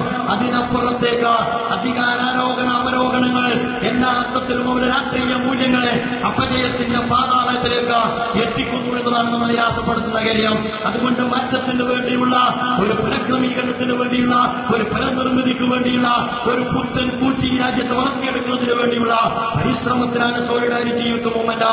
ഈ രാജ്യത്ത് നിലനിൽക്കുന്ന ഇത്തരത്തിൽ അധികാരം എല്ലാ അർത്ഥത്തിലും നശിപ്പിച്ചു കളഞ്ഞ അധികാര രാഷ്ട്രീയത്തിന്റെ വക്താക്കളെ ഈ രാജ്യത്ത് നിന്ന് മാറ്റിയെടുത്തുകൊണ്ട് മനുഷ്യപ്പറ്റുള്ള ഒരു പുതിയ തലമുറയെ, ജനപക്ഷത്ത് നിലകൊള്ളുന്ന ഒരു പുതിയ തലമുറയെ, നീതിയുടെ പക്ഷത്ത് നിലകൊള്ളുന്ന ഒരു പുതിയ തലമുറയെ ഈ രാജ്യത്ത് വളർത്തിയെടുക്കുവാൻ സോളിഡാരിറ്റി യൂത്ത് മൂവ്മെന്റ് ആഗ്രഹിക്കുന്നു. എന്റെ സുഹൃത്തുക്കൾക്കറിയാമല്ലോ എവിടെയാണ് നമ്മുടെ യുവത്വം നിലകൊള്ളുന്നത് എന്ന്. എന്റെ മതരാഷ്ട്രീയ സംഘടനയിൽപ്പെട്ട ആളുകൾ മനസ്സിലാക്കേണ്ടതാണ്. ഒരു ഭാഗത്ത് മതസംഘടനകൾ അവർക്കിടയിലുള്ള ചെറുപ്പക്കാരുമായി ബന്ധപ്പെട്ട പടച്ചവനോ അല്ലെങ്കിൽ ദൈവമോ അല്ലെങ്കിൽ ഏതോ ആണോ ഏതോ ആരാധനാമൂർത്തിയാണോ അവരോടുള്ള ഇടപാടുകളിൽ മാത്രം ഇടപെടുകയും, എന്നാൽ ഇന്നത്തെ യുവാക്കളുടെ ജീവിതത്തെ മലീമസമാക്കിക്കൊണ്ടിരിക്കുന്ന മുതലാളിത്തത്തെ ചെറുക്കാൻ കഴിയുന്ന മാർഗദർശനങ്ങൾ നമ്മുടെ യുവാക്കൾക്ക് നൽകാതിരിക്കുകയും ചെയ്യുന്ന ഒമ്പിച്ച അപകടകരമായ പൗരോഹിത്യവൽക്കരണം എന്ന മതത്തിന്റെ മേഖലയിൽ നടന്നു വന്നുകൊണ്ടിരിക്കുന്ന എന്റെ സുഹൃത്തുക്കൾ മനസ്സിലാക്കേണ്ട കാര്യമാണ്. ഈ രാജ്യത്ത് അല്ലെങ്കിൽ ഈ സമുദായത്തിനകത്ത് ഈ സമൂഹം നേരിട്ടുകൊണ്ടിരിക്കുന്ന, യുവത്വം നേരിട്ടുകൊണ്ടിരിക്കുന്ന ഏറ്റവും വൃത്തികെട്ട മുതലാളിത്തവൽക്കരണത്തിനിടക്ക് എങ്ങനെയാണ് ഒരു മതത്തിന്റെ നോക്കുകുത്തിയാകാൻ കഴിയുക? മതസമൂഹം എങ്ങനെയാണ് നമുക്ക് മുമ്പിൽ നിലകൊള്ളുന്നത്? രാഷ്ട്രീയവൽക്കരിക്കുന്നു. ചെയ്തുകൊണ്ടിരിക്കുന്നത് ഈ രാജ്യത്തെ ജനവിഭാഗത്തെ അരാഷ്ട്രീയവൽക്കരിക്കുക എന്ന ധർമ്മമാണ് ഇന്ത്യ രാജ്യത്തെ മതസമൂഹം ഇന്ന് ചെയ്തുകൊണ്ടിരിക്കുന്നത്. മറുഭാഗത്തെ രാഷ്ട്രീയ പ്രസ്ഥാനങ്ങൾ ഈ രാജ്യത്തെ എല്ലാ മരീമസമായ അന്തരീക്ഷത്തോടും രാജിയായി കഴിഞ്ഞിരിക്കുന്നു. മദ്യത്തിന്റെ ലോകത്ത്, മയക്കുമരുന്നിന്റെ ലോകത്ത്, അതുപോലെ തന്നെ പിന്നെ പൺവാണിപ്പത്തിന്റെ ലോകത്ത്, ലൈംഗിക ഉദാരതയുടെ ലോകത്ത് അവിടെയാണ് പുതിയ യൗവനം ജീവിച്ചുകൊണ്ടിരിക്കുന്നത്. നമ്മുടെ കലാലയങ്ങളിൽ നിന്നിറങ്ങുന്ന കുട്ടികൾ, കലാലയങ്ങളിൽ നിന്ന് അവർ ഇറങ്ങിക്കൊണ്ടിരിക്കുന്നത് ഇന്റർനെറ്റ് ബൂത്തുകളിലേക്കാണ്. നെറ്റും ചാറ്റുമായിക്കൊണ്ട് ലൈംഗിക വൈകൃതങ്ങളിൽ നമ്മുടെ തലമുറ ഏർപ്പെട്ടുകൊണ്ടിരിക്കുന്നത്. ഓരോ ഹാപ്പി ന്യൂ ഇയറും ഈ രാജ്യത്ത് ഒരുപാട് മദ്യപാനികളെ സൃഷ്ടിച്ചുകൊണ്ടിരിക്കുന്നത്. എവിടേക്കാണ് പുതിയ യുവത്വത്തിന്റെ പ്രയാണം? ഞാൻ ചോദിക്കട്ടെ, ഈ അർത്ഥത്തിൽ കെട്ടുപൊട്ടി ചോടുന്ന, കെട്ടഴിക്കപ്പെട്ട, എല്ലാ അർത്ഥത്തിലും പൂരം കുത്തി ഒഴുകിക്കൊണ്ടിരിക്കുന്ന, ഉപഭോഗ സംസ്കാരത്തിന് അടിപ്പെട്ടിരിക്കുന്ന, ജീവിതത്തെ എല്ലാ അർത്ഥത്തിലും ആടിത്തിമിർത്ത് ഉപയോഗപ്പെടുത്തിക്കൊണ്ടിരിക്കുന്ന പുതിയ യൗവനത്തിന് കടിഞ്ഞാണിടുവാൻ ഈ രാജ്യത്തെ ഏത് രാഷ്ട്രീയ പ്രസ്ഥാനത്തിനാണ് സാധിച്ചിട്ടുള്ളത്? ഈ രാജ്യത്തെ ഏത് മതസംഘടനക്കാണ് സാധിച്ചിട്ടുള്ളത്? ആരാധന എവിടെ കൊടുത്തോ എന്നതിനപ്പുറത്തേക്ക് കൈവരലിന്റെയും കാരണം കണക്കത്തിന്റെയും ഒരു മതത്തിനപ്പുറത്തേക്ക് അതെല്ലാം പരിഹരിക്കപ്പെട്ടാൽ തീരുന്ന പ്രശ്നമല്ല ഈ മനുഷ്യ സമൂഹത്തിന്റെ പ്രശ്നമെന്ന് തിരിച്ചറിഞ്ഞുകൊണ്ട് ആർജവത്തോടുകൂടി പ്രവാചക ധർമ്മം നിർവഹിക്കുവാൻ എന്റെ പ്രിയപ്പെട്ട സുഹൃത്തുക്കൾക്ക് സാധിച്ചിട്ടുണ്ടോ? നമുക്കറിയാം ഇന്ന് ലഹരി എത്രമാത്രമാണ് ഈ രാജ്യത്തെ കീഴടക്കിക്കൊണ്ടിരിക്കുന്നത്. ലഹരിയുടെ ലോകത്താണ് നമ്മൾ ജീവിക്കുന്നത്. നമ്മുടെ രാജ്യത്ത് ഉത്തരവാദപ്പെട്ട ഇടതുപക്ഷ രാഷ്ട്രീയത്തിന്റെ നേതൃത്വം കൊടുത്തുകൊണ്ടിരിക്കുന്നവരുടെ കൂട്ടത്തിലുള്ള ശ്രീ പി ജയരാജൻ, പിന്നെ നമ്മുടെ CBI പുല്ലെന്ന് വിളിച്ചു പറഞ്ഞ അദ്ദേഹത്തിന്റെ ചേട്ടകൾ നവകേരള യാത്രയുടെ ഏതോ അർത്ഥത്തിലുള്ള എല്ലാ വൈകൃതങ്ങളെയും പ്രതിനിധീകരിക്കുന്നതായിരുന്നു. ആ മിസ്റ്റർ പി ജയരാജൻ ഒരു ഘട്ടത്തിൽ കണ്ണൂരിൽ കേരളത്തെ അഭിമുഖീകരിച്ചുകൊണ്ട് അദ്ദേഹം നടത്തിയ പ്രഭാഷണത്തിൽ അദ്ദേഹം പറഞ്ഞു, കേരളം ഭക്ഷണത്തിന്റെ ഭാഗമായിട്ട് കള്ളുകുടിക്കണമെന്ന്. കേരളം ഭക്ഷണത്തിന്റെ ഭാഗമായിട്ട് കള്ളുകുടിക്കണം. ഇത് കേരളത്തിലാണ് പറയുന്നത്. ആരാണ് പറയുന്നത്? ഘട്ടം ഘട്ടമായി കള്ളു നിരോധിക്കാമെന്നവർ നമ്മൾ മനസ്സിലാക്കേണ്ടതുണ്ട്. ഇദ്ദേഹത്തിന്റെ കയ്യിലാണ് ദൈവയ്യപ്പയുടെ ചാർജ് പാർട്ടി ഏൽപ്പിച്ചിരിക്കുന്നത്.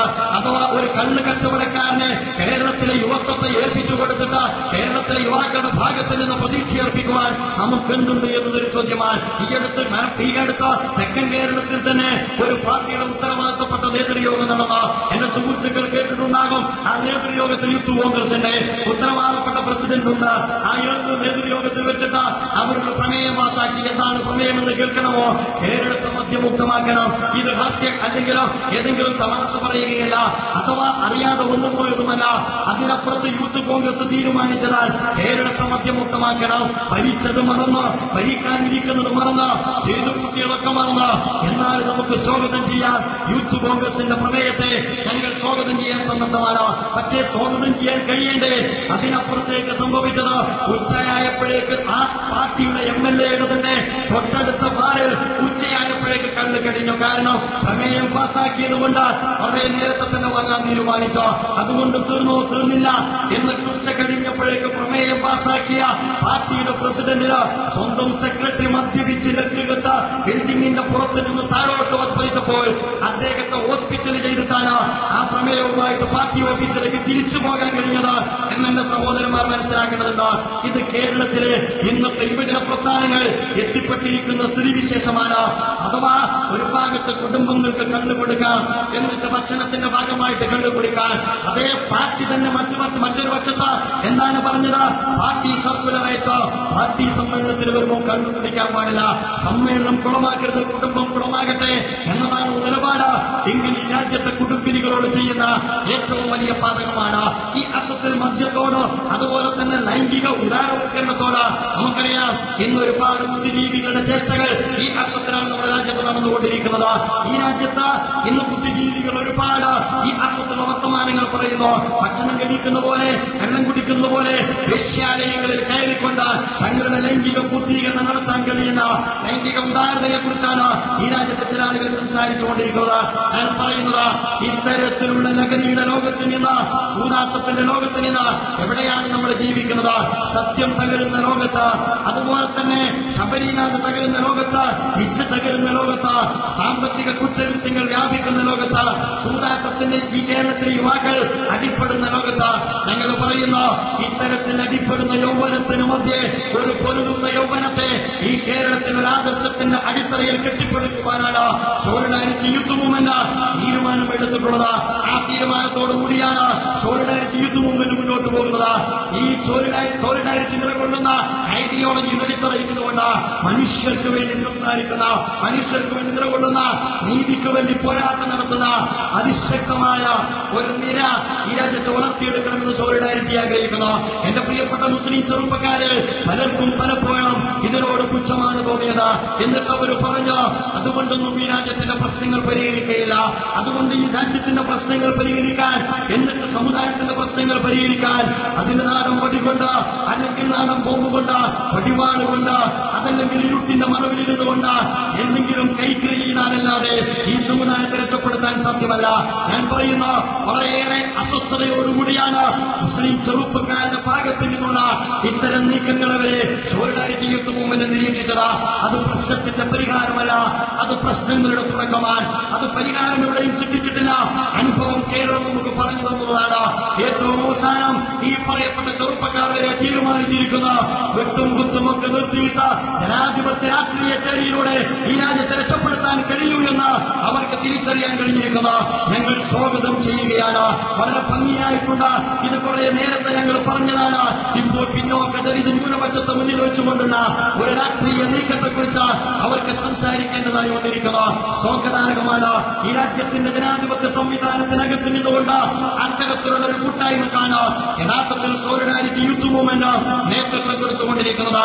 എന്റെ സുഹൃത്തുക്കൾ അറിയേണ്ടതുണ്ട്, സോളിഡാരിറ്റിയുടെ പോരാട്ടത്തിന്റെ പ്രചോദനം അത് നിലകൊള്ളുന്ന ദർശനമാണ്. അത് നിലകൊള്ളുന്ന ദർശനം എന്ന് പറയുമ്പോൾ അത് മതമാണോ? ചില ആളുകൾ ചോദിക്കുന്നു, ഞങ്ങൾക്ക് ഈ വിഭജനം അറിയില്ല. അത് രാഷ്ട്രീയമാണോ? ചിലർ ചോദിക്കുന്നു, ഞങ്ങൾക്ക് ഈ വിഭജനം അറിയില്ല. അത് പരിസ്ഥിതി മൗലികവാദമാണോ? ഞങ്ങൾക്ക് ഈ വിഭജനം അറിയില്ല. ഈ ചോദ്യം നിങ്ങൾ ചരിത്രത്തിൽ പ്രവാചകന്മാരോട് ചോദിക്കണം. ഈ ചോദ്യം നിങ്ങൾ ചരിത്രത്തിൽ നവോത്ഥാന നായകന്മാരോട് ചോദിക്കണം. ചരിത്രത്തിൽ കടന്നു വന്ന പ്രവാചകന്മാർ അതായത് കാലഘട്ടത്തിൽ ജനത അഭിമുഖീകരിക്കുന്ന സുപ്രധാനമായ വിഷയങ്ങളെ അവർ അഭിമുഖീകരിക്കുകയായിരുന്നു, അവർക്ക് വേണ്ടി നിലയുറപ്പിക്കുകയായിരുന്നു. അത്തരത്തിലുള്ള വിമോചനാത്മകമായ ഒരു മതത്തിന്റെ പിൻബലത്തിൽ നിന്നുകൊണ്ടാണ് സോളിഡാരിറ്റി യൂത്ത് മൂവ്മെന്റ് ഈ കേരളക്കരയോട് സംസാരിച്ചുകൊണ്ടിരിക്കുന്നത്. സോളിഡാരിറ്റിക്ക് മതം വിപ്ലവമാണ്, സോളിഡാരിറ്റിക്ക് മതം വിമോചനമാണ്, സോളിഡാരിറ്റിക്ക് മതം ഈ രാജ്യത്ത് അടിച്ചമർത്തപ്പെട്ട ജനവിഭാഗത്തിന്റെ കൂടെ നിൽക്കലാണ്, നീതിക്ക് വേണ്ടിയുള്ള പോരാട്ടമാണ്. ദാഹിക്കുന്നവന് വെള്ളമായി, അതുപോലെ തന്നെ വിശക്കുന്നവന് ഭക്ഷണമായി, അടിച്ചമർത്തപ്പെട്ടവന് വിമോചനമായി, അടിമകൾക്ക് സ്വാതന്ത്ര്യമായി, ഈ രാജ്യത്തെ അനുഗ്രഹ പേമാരിയായി വർഷിക്കുന്ന എന്തോ ഉണ്ടോ അതിനെയാണ് സോളിഡാരിറ്റി യൂത്ത് മൂവ്മെന്റ് പ്രതിനിധീകരിക്കുന്നത്. പ്രവാചകന്മാർ ആ അനുഗ്രഹത്തിന്റെ പേമാരിയായിരുന്നു. നവോത്ഥാന നായകന്മാർ ആ വിമോചനത്തിന്റെ പടയാളികളായിരുന്നു. അത്തരം വിമോചന പോരാട്ടത്തെ ചരിത്രത്തിൽ പ്രതിനിധീകരിക്കുന്ന വിപ്ലവ പ്രസ്ഥാനമാണ് സോളിഡാരിറ്റി യൂത്ത് മൂവ്മെന്റ്. വിപ്ലവകാരികളെയാണ് ഞങ്ങൾ ഈ രാജ്യത്ത് ജന്മം നൽകാൻ ആഗ്രഹിക്കുന്നത്.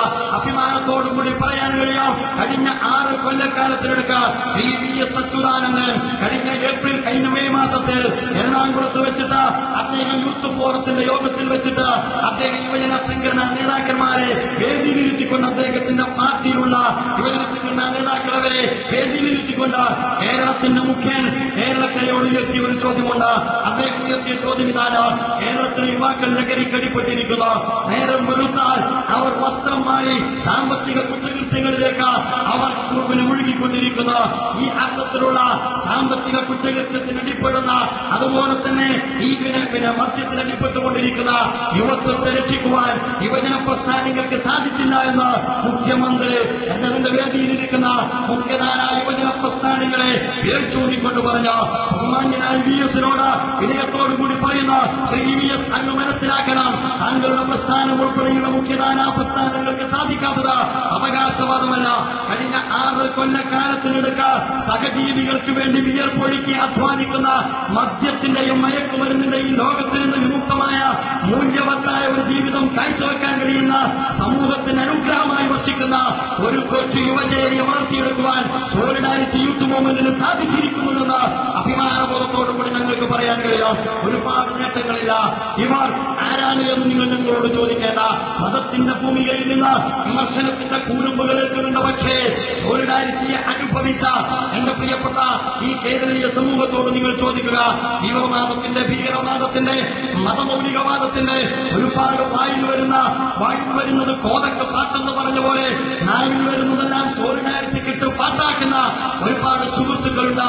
അവരോട് എനിക്ക് പറയുവാനത് ഇതിലപ്പോ അന്തുമുത്തുലക്കാൽ നിങ്ങൾക്ക് പോകാൻ നിങ്ങൾ സ്വതന്ത്രരാണ്, ഞങ്ങൾ നിങ്ങളോട് കൊമ്പുകോർക്കാനില്ല എന്ന് മാത്രമാണ്. കാരണം ഞങ്ങൾക്ക് വേറെ ഒരുപാട് പണി ചെയ്യുവാനുണ്ട്. ഈ രാജ്യത്ത് ഒരുപാട് മനുഷ്യർക്ക് വേണ്ടി പണിയെടുക്കേണ്ടതായിട്ടുണ്ട്. അത് മതത്തിന്റെ പ്രബോധനമാണ്, അത് മതത്തിന്റെ പോരാട്ടമാണ്. ചരിത്രം അങ്ങനെ ഏൽപ്പിച്ചതാണ്. ഞങ്ങൾ പ്രതിനിധീകരിക്കുന്നത് പൗരോഹിത്യ മതത്തെയല്ല. ഇന്നത്തെ ഒരു പൗരോഹിത്യ മതമുണ്ട്.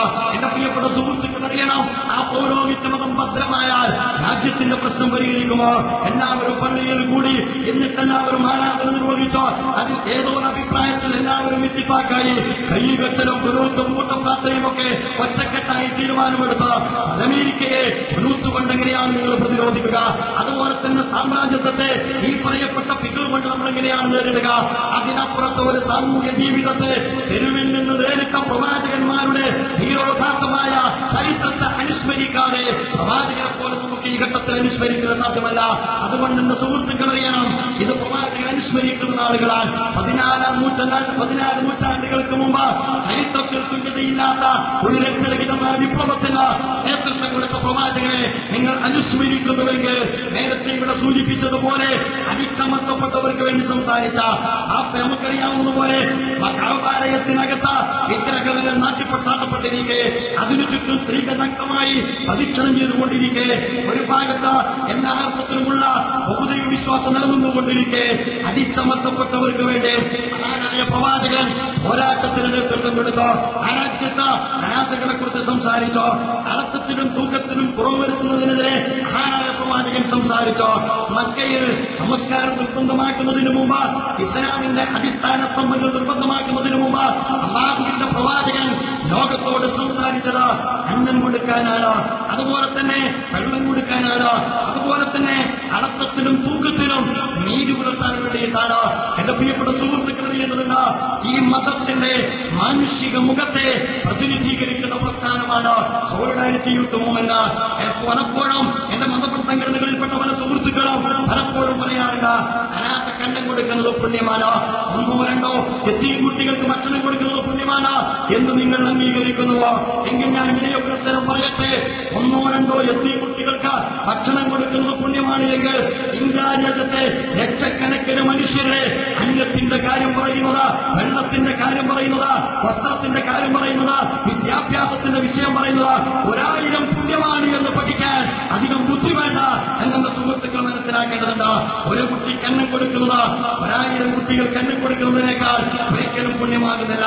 ഈ അർത്ഥത്തിൽ മതത്തിന്റെ ഭൂമികയിൽ നിന്ന് ചരിത്രത്തിൽ പ്രവാചകന്മാർ പ്രതിനിധീകരിച്ച ദർശനത്തിന്റെ അടിത്തറയിൽ നിന്നുകൊണ്ടാണ് സോളിഡാരിറ്റി യൂത്ത് മൂവ്മെന്റ് അതിന്റെ പോരാട്ടത്തിന് നേതൃത്വം കൊടുക്കുന്നത്. തിന്മയോട് അതൊരിക്കലും രാജിയാവുകയില്ല. ഇടത്തല്ല വലത്തല്ല, നീതിയുടെ പക്ഷത്താണ്, ജനങ്ങളുടെ പക്ഷത്താണ്. നമുക്കറിയാമല്ലോ, സോളിഡാരിറ്റി യൂത്ത് മൂവ്മെന്റിനെ സംബന്ധിച്ചിടത്തോളം വിശുദ്ധ വേദഗ്രന്ഥത്തിന്റെയും പ്രവാചക നിർദ്ദേശത്തിന്റെയും അടിസ്ഥാനത്തിൽ പ്രവർത്തിക്കുമ്പോൾ അഥവാ തെറ്റ് കണ്ടാൽ ധിക്കാരിയായ ഭരണാധികാരിയുടെ മുഖത്ത് നോക്കിയിട്ട് ധിക്കാരമാണ് ചെയ്തത് എന്ന് ആർജവത്തോടുകൂടി പറയാനാണ് ഏറ്റവും നല്ല ധർമ്മസമരമെന്ന് പഠിപ്പിക്കപ്പെട്ട ഒരു തത്വശാസ്ത്രത്തിലാണ് സോളിഡാരിറ്റി യൂത്ത് മൂവ്മെന്റ് രൂപപ്പെട്ടു വന്നത് എന്ന് എന്റെ പ്രിയപ്പെട്ട സുഹൃത്തുക്കൾ മനസ്സിലാക്കേണ്ടതുണ്ട്. മാത്രമല്ല, മൗലികമായ അവകാശങ്ങൾ നിഷേധിക്കപ്പെട്ട മനുഷ്യരോടൊപ്പമാണ് സോളിഡാരിറ്റി യൂത്ത് മൂവ്മെന്റ് നിലകൊള്ളുന്നത്. ഒരിക്കലും വിശക്കുന്നവന്റെ മതം ചോദിച്ചിട്ടില്ല. വിശപ്പിന് മതമില്ല, ദാഹത്തിന് മതമില്ല. അതുപോലെ ഒരുപാട് മനുഷ്യന്റെ മൗലികാവകാശങ്ങൾക്ക് വേണ്ടി പോരാട്ടം നടത്തുന്നിടത്ത് ശത്രുവിനെ പോലും പ്രവാചകൻ പോരാട്ടത്തിന് വിവേചനം കാണിച്ചിട്ടില്ല എന്ന ചരിത്രാധ്യാപനമാണ് സോളിഡാരിറ്റിയുടെ വഴിവിളക്ക് എന്നെ പ്രിയപ്പെട്ട സുഹൃത്തുക്കൾ അറിയേണ്ടതുണ്ട്. ഭൂമി ലോകമുള്ള ഒരു ചെറിയ പ്രാണി പോലുമില്ല. ആ പ്രാണിക്കുള്ള ഭക്ഷണം ദൈവം തമ്പുരാനിവിടെ സംവിധാനിച്ചിട്ടുണ്ട്. അത്തരത്തിൽ അന്നം ലഭിക്കാത്ത, അതുപോലെ തന്നെ ദൈവം തമ്പുരാൻ നീക്കി വെച്ചിരിക്കുന്ന ഭക്ഷണം ലഭിക്കാത്ത ജീവജാലങ്ങളുടെ വരെ ഭക്ഷണവും ആവാസ വ്യവസ്ഥയും ഉറപ്പുവരുത്തുന്നതിനു വേണ്ടിയുള്ള പോരാട്ടത്തിലാണ് സോളിഡാരിറ്റി യൂത്ത് മൂവ്മെന്റ് നിലയുറപ്പിച്ചിരിക്കുന്നത്. ഒരു കാര്യം ഞാൻ പറയുന്നു, ബഹുസ്വരതയെ സോളിഡാരിറ്റി അംഗീകരിക്കുന്ന ഒരു ഏകജനാ സമൂഹത്തെയല്ല സോളിഡാരിറ്റി കാണുന്നത്. സോളിഡാരിറ്റി മുസ്ലിങ്ങളുടെ മാത്രം കൂട്ടായ്മയല്ല, ഇസ്ലാമിക് ഐഡിയോളജിയിൽ നിന്നുകൊണ്ട് തന്നെ മനുഷ്യർക്ക് വേണ്ടി പദമൊരുക്കുന്ന ഒരു സാമൂഹ്യ അജണ്ട മുന്നിൽ വെച്ചുകൊണ്ട് മുന്നോട്ട് പോകുന്ന സോളിഡാരിറ്റി യൂത്ത് മൂവ്മെന്റ് കേരളത്തിലെ മനുഷ്യരുടെ കൂട്ടായ്മയാണ്. എല്ലാ വിഭാഗവും ഇന്നതിൽ അണിനിരന്നുകൊണ്ടിരിക്കുന്നു. അഭിമാനത്തോടുകൂടി പറയാൻ കഴിയും, നീതിമാന്മാരായ ഒരു കൂട്ടം മനുഷ്യരെ അണിനിരത്തിക്കൊണ്ടാണ് സോളിഡാരിറ്റി അതിന്റെ പ്രയാണം നടത്തിക്കൊണ്ടിരിക്കുന്നത്. മനുഷ്യന്റെ മൗലികാവകാശത്തിന് വേണ്ടിയുള്ള പോരാട്ടത്തിൽ സത്യസന്ധമായി ജീവാർപ്പണം നടത്താൻ കഴിയുന്ന പ്ലാറ്റ്ഫോമാണ് സോളിഡാരിറ്റി യൂത്ത് മൂവ്മെന്റ് എന്ന് ഈ രാജ്യത്തെ നല്ലവരായ ആളുകൾ മനസ്സിലാക്കിക്കൊണ്ടിരിക്കുന്നു. ബഹുസ്വരത ഇസ്ലാം അംഗീകരിക്കുന്നു. അതുകൊണ്ട് സോളിഡാരിറ്റിക്ക് ഒരിക്കലും ബഹുസ്വരത തടസ്സമായി മാറിയിട്ടില്ല. ദൈവം ഇച്ഛിക്കുന്നുവെങ്കിൽ ഒരൊറ്റ സമൂഹമായിട്ട് വാർത്തെടുക്കുവാൻ, ഈ സമൂഹത്തെ മാറ്റുവാൻ ദൈവത്തിന് കഴിയുമായിരുന്നു. ബഹുസ്വരത അംഗീകരിക്കണം. മഹാനായ പ്രവാചകൻ സ്ഥാപിച്ച നീതിയുടെ ലോകക്രമത്തിനകത്ത് വൈവിധ്യങ്ങളെ പ്രവാചകൻ അംഗീകരിച്ചിട്ടുണ്ട്. ആ വൈവിധ്യങ്ങളെ അംഗീകരിച്ചുകൊണ്ട് അതിനെ വൈവിധ്യമായി കണ്ടുകൊണ്ട് അവരുടെ കൂടി സഹകരണം തേടിക്കൊണ്ടാണ് സോളിഡാരിറ്റി യൂത്ത് മൂവ്മെന്റ് അതിന്റെ പ്രയാണം നടത്തിക്കൊണ്ടിരിക്കുന്നത്. വിമോചനാത്മകമായ ഒരു ദർശനം, വിപ്ലവകരമായ ഒരു ദർശനം. ആ വിപ്ലവകരമായ ദർശനത്തെ ഈ രാജ്യത്ത് പരിചയപ്പെടുന്നത് അവർഗീയമായ ഒരു യുവജന കൂട്ടായ്മയാണ്, തീവ്രവാദ വിരുദ്ധമായ ഒരു യുവജന കൂട്ടായ്മയാണ്, ബഹുസ്വരതയെ അംഗീകരിക്കുന്ന ഒരു യുവജന കൂട്ടായ്മയാണ്, സാമ്രാജ്യത്വത്തോട് ജനകീയ കൂട്ടായ്മയിലൂടെയും മുതലാളിത്തത്തോട് ജീവിത വിശുദ്ധിയിലൂടെയും പോരാട്ടം നടത്തുന്ന ഒരു യുവജനതയാണ്. എന്റെ പ്രിയപ്പെട്ട സുഹൃത്തുക്കൾ അറിയേണ്ടതുണ്ട്, കഴിഞ്ഞ 6 കൊല്ലക്കാലം ഒരുപക്ഷെ എന്നെ ശ്രമിക്കുന്ന എന്റെ പ്രിയപ്പെട്ട ചില സുഹൃത്തുക്കൾക്ക് തോന്നിയേക്കാം, ഇതൊക്കെ എല്ലാവരും മൈക്ക് കിട്ടിയാൽ വിളിച്ചു പറയുന്ന കാര്യമാണ്. നിങ്ങൾ സോളിഡാരിറ്റിയിലേക്ക് കടന്നു വരണമെന്ന് ഞാൻ പറയുന്നില്ല. പക്ഷേ വിളിച്ചു പറയുന്നത് നിർത്തിവെച്ചതിന് ശേഷം എന്റെ സുഹൃത്തുക്കൾ അന്വേഷിക്കണം. സോളിഡാരിറ്റിയുടെ കഴിഞ്ഞ 6 കൊല്ലക്കാലത്തെ പ്രവർത്തനങ്ങൾ. സോളിഡാരിറ്റി ഒരിക്കലും LCD പ്രൊജക്ട് വെച്ചിട്ടല്ല അതിന്റെ പ്രവർത്തനങ്ങൾ സമൂഹത്തെ പരിചയപ്പെടുത്തിയത്. അത് ജീവിക്കുകയായിരുന്നു. ഈ രാജ്യത്തെ ജനങ്ങൾക്കിടയിൽ ജീവിക്കുകയായിരുന്നു. അവർ അനുഭവിക്കുകയായിരുന്നു. നിങ്ങൾ മൂലംപള്ളിക്കാരോട് ചോദിക്കുക, നിങ്ങൾ ഫ്ലാറ്റുകളിൽ അന്വേഷിക്കുക.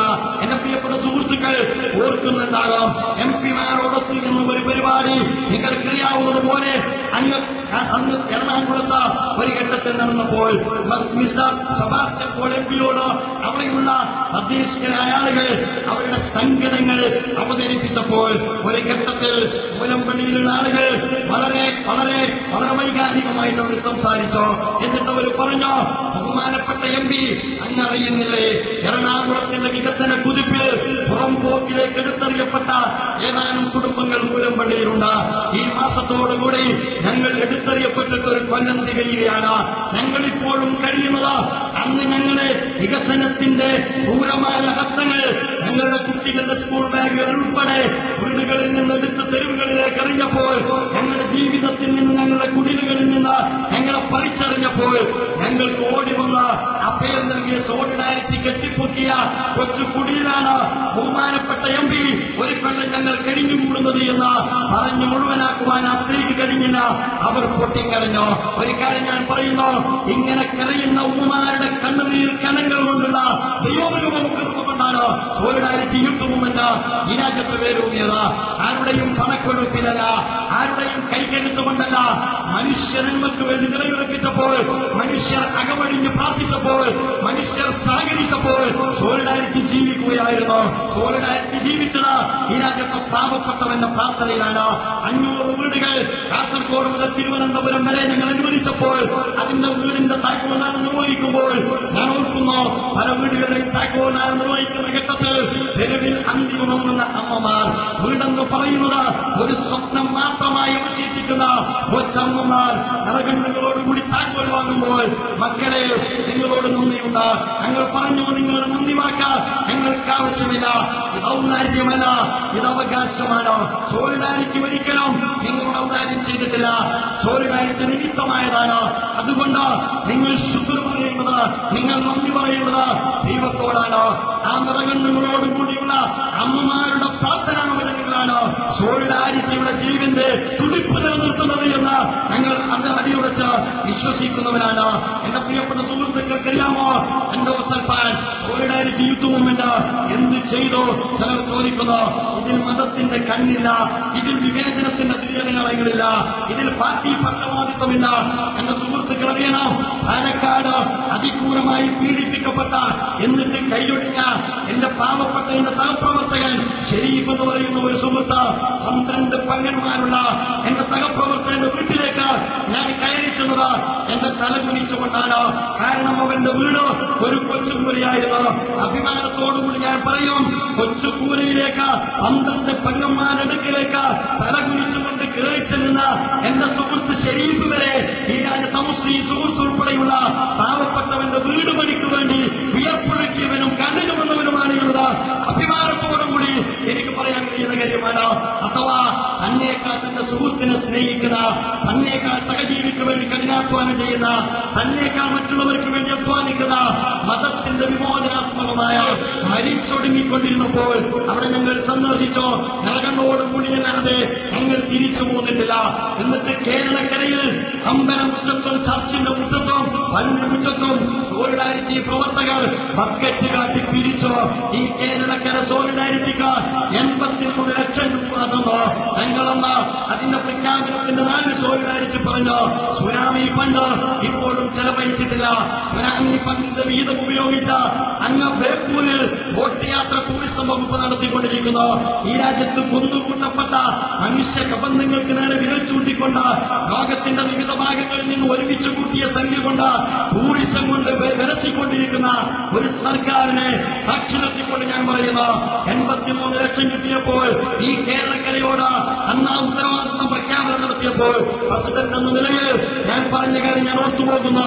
ഞാൻ പറഞ്ഞു, എന്റെ പ്രിയപ്പെട്ട കേരളീയ സമൂഹത്തിന് വിശ്വസിക്കാം, ഒരിക്കലും സോളിഡാരിറ്റി യൂത്ത് മൂവ്മെന്റ് 83 ലക്ഷത്തിന്റെ പദ്ധതി പൂർത്തിയാക്കുമ്പോൾ ഒരിക്കലും അത് 40 ലക്ഷമാവുകയില്ല. 1 കോടിയോട് അടുപ്പിക്കാനാണ് ഞങ്ങൾ ശ്രമിക്കുക. കാരണം 83 ലക്ഷത്തിന്റെ സമ്പത്തും ബാക്കി ലക്ഷക്കണക്കിന് രൂപ വരുന്ന മേൽപ്പവറും സോളിഡാരിറ്റി യൂത്ത് മൂവ്മെന്റ് സംഭാവന ചെയ്യും. ദൈവാനുഗ്രഹത്താൽ 40 ലക്ഷം വളരെ പെട്ടെന്ന് അവിടെ ചിലവഴിച്ചു കഴിഞ്ഞു. അതോടൊപ്പം 10,000 രൂപയുടെ മേൽപ്പവറും സോളിഡാരിറ്റി സപ്ലൈ ചെയ്ത് കഴിഞ്ഞു. ഇത് കേരളത്തിൽ സോളിഡാരിറ്റി യൂത്ത് മൂവ്മെന്റ് നേടിയെടുത്ത വിശ്വാസനയാണ്. ഈ വിശ്വാസനയുടെ അടിസ്ഥാനം ഒരിക്കലും ദൈവത്തിന്റെ കൃപയല്ലാതെ, ദൈവഭയമല്ലാതെ മറ്റൊന്നുമല്ല എന്നെ പ്രിയപ്പെട്ട സുഹൃത്തുക്കൾ മനസ്സിലാക്കേണ്ടതുണ്ട്. പോരാട്ടത്തിന്റെയും മറുഭാഗത്ത് സേവനത്തിന്റെയും പുതിയ അധ്യായം ലഭിച്ചുകൊണ്ടാണ് സോളിഡാരിറ്റി അതിന്റെ പ്രയാണം നടത്തിയത് എന്നാണ് എന്റെ സുഹൃത്തുക്കളോട് ഞാൻ പറയുന്നത്. അടുത്ത ഏപ്രിൽ ആകുമ്പോഴേക്ക് ഈ പറയപ്പെട്ട എൻഡോസൽഫാൻ പദ്ധതിയുടെ 83 ലക്ഷത്തിന്റെ പ്രഖ്യാപനം നടക്കാൻ പോവുകയാണ്. ഞങ്ങൾ വോട്ട് ചോദിച്ചിട്ടില്ല, ഞങ്ങൾ സഹായം ചോദിച്ചിട്ടില്ല. അഭ്യസ്ത വിദ്യരായ ചുറുചുറുക്കുള്ള ചെറുപ്പക്കാർ, വീട്ടിൽ വിയർപ്പൊഴുക്കാത്ത ചെറുപ്പക്കാർ സമൂഹത്തിന് വേണ്ടി വിയർപ്പൊഴുക്കെ എന്റെ പ്രിയപ്പെട്ട സോളിഡാരിറ്റിയുടെ പ്രവർത്തകരോട് എനിക്ക് പറയുവാനുള്ളത്, നമ്മുടെ പോരാട്ടം മുന്നോട്ട് കൊണ്ടുപോകേണ്ടതുണ്ട്. എന്റെ സഹപ്രവർത്തകരോട് ഞാൻ പറയട്ടെ, ഇത് വൈറ്റ് കോളർ പ്രവർത്തനത്തിന്റെ പാതയല്ല, അധ്വാനിക്കുന്നവന്റെ പാതയാണ്, വിയർപ്പൊഴുക്കുന്നവന്റെ പാതയാണ്, വിപ്ലവം സ്വപ്നം കാണുന്നവന്റെ പാതയാണ്, വിമോചനത്തിന് വേണ്ടി ജീവനോട് നടത്തുന്നവന്റെ പാതയാണ്, രക്തസാക്ഷിത്വം വരെ കൊതിക്കുന്നവന്റെ പാതയാണ്, ദൈവത്തിന്റെ പ്രീതി കാക്ഷിക്കുന്നവന്റെ പാതയാണ്, നിസ്വാർത്ഥയുടെ പാതയാണ്. ആ നിസ്വാർത്ഥയുടെ പുതിയ വിപ്ലവ പാതയാണ് എന്റെ സഹപ്രവർത്തകർ അണിനിരന്നിരിക്കുന്നത്. ഒട്ടും സുഖകരമല്ല. സോളിഡാരിറ്റി പ്രവർത്തകരുടെ മേൽ ശത്രുക്കൾ കൈവച്ചു തുടങ്ങിയിരിക്കുന്നു.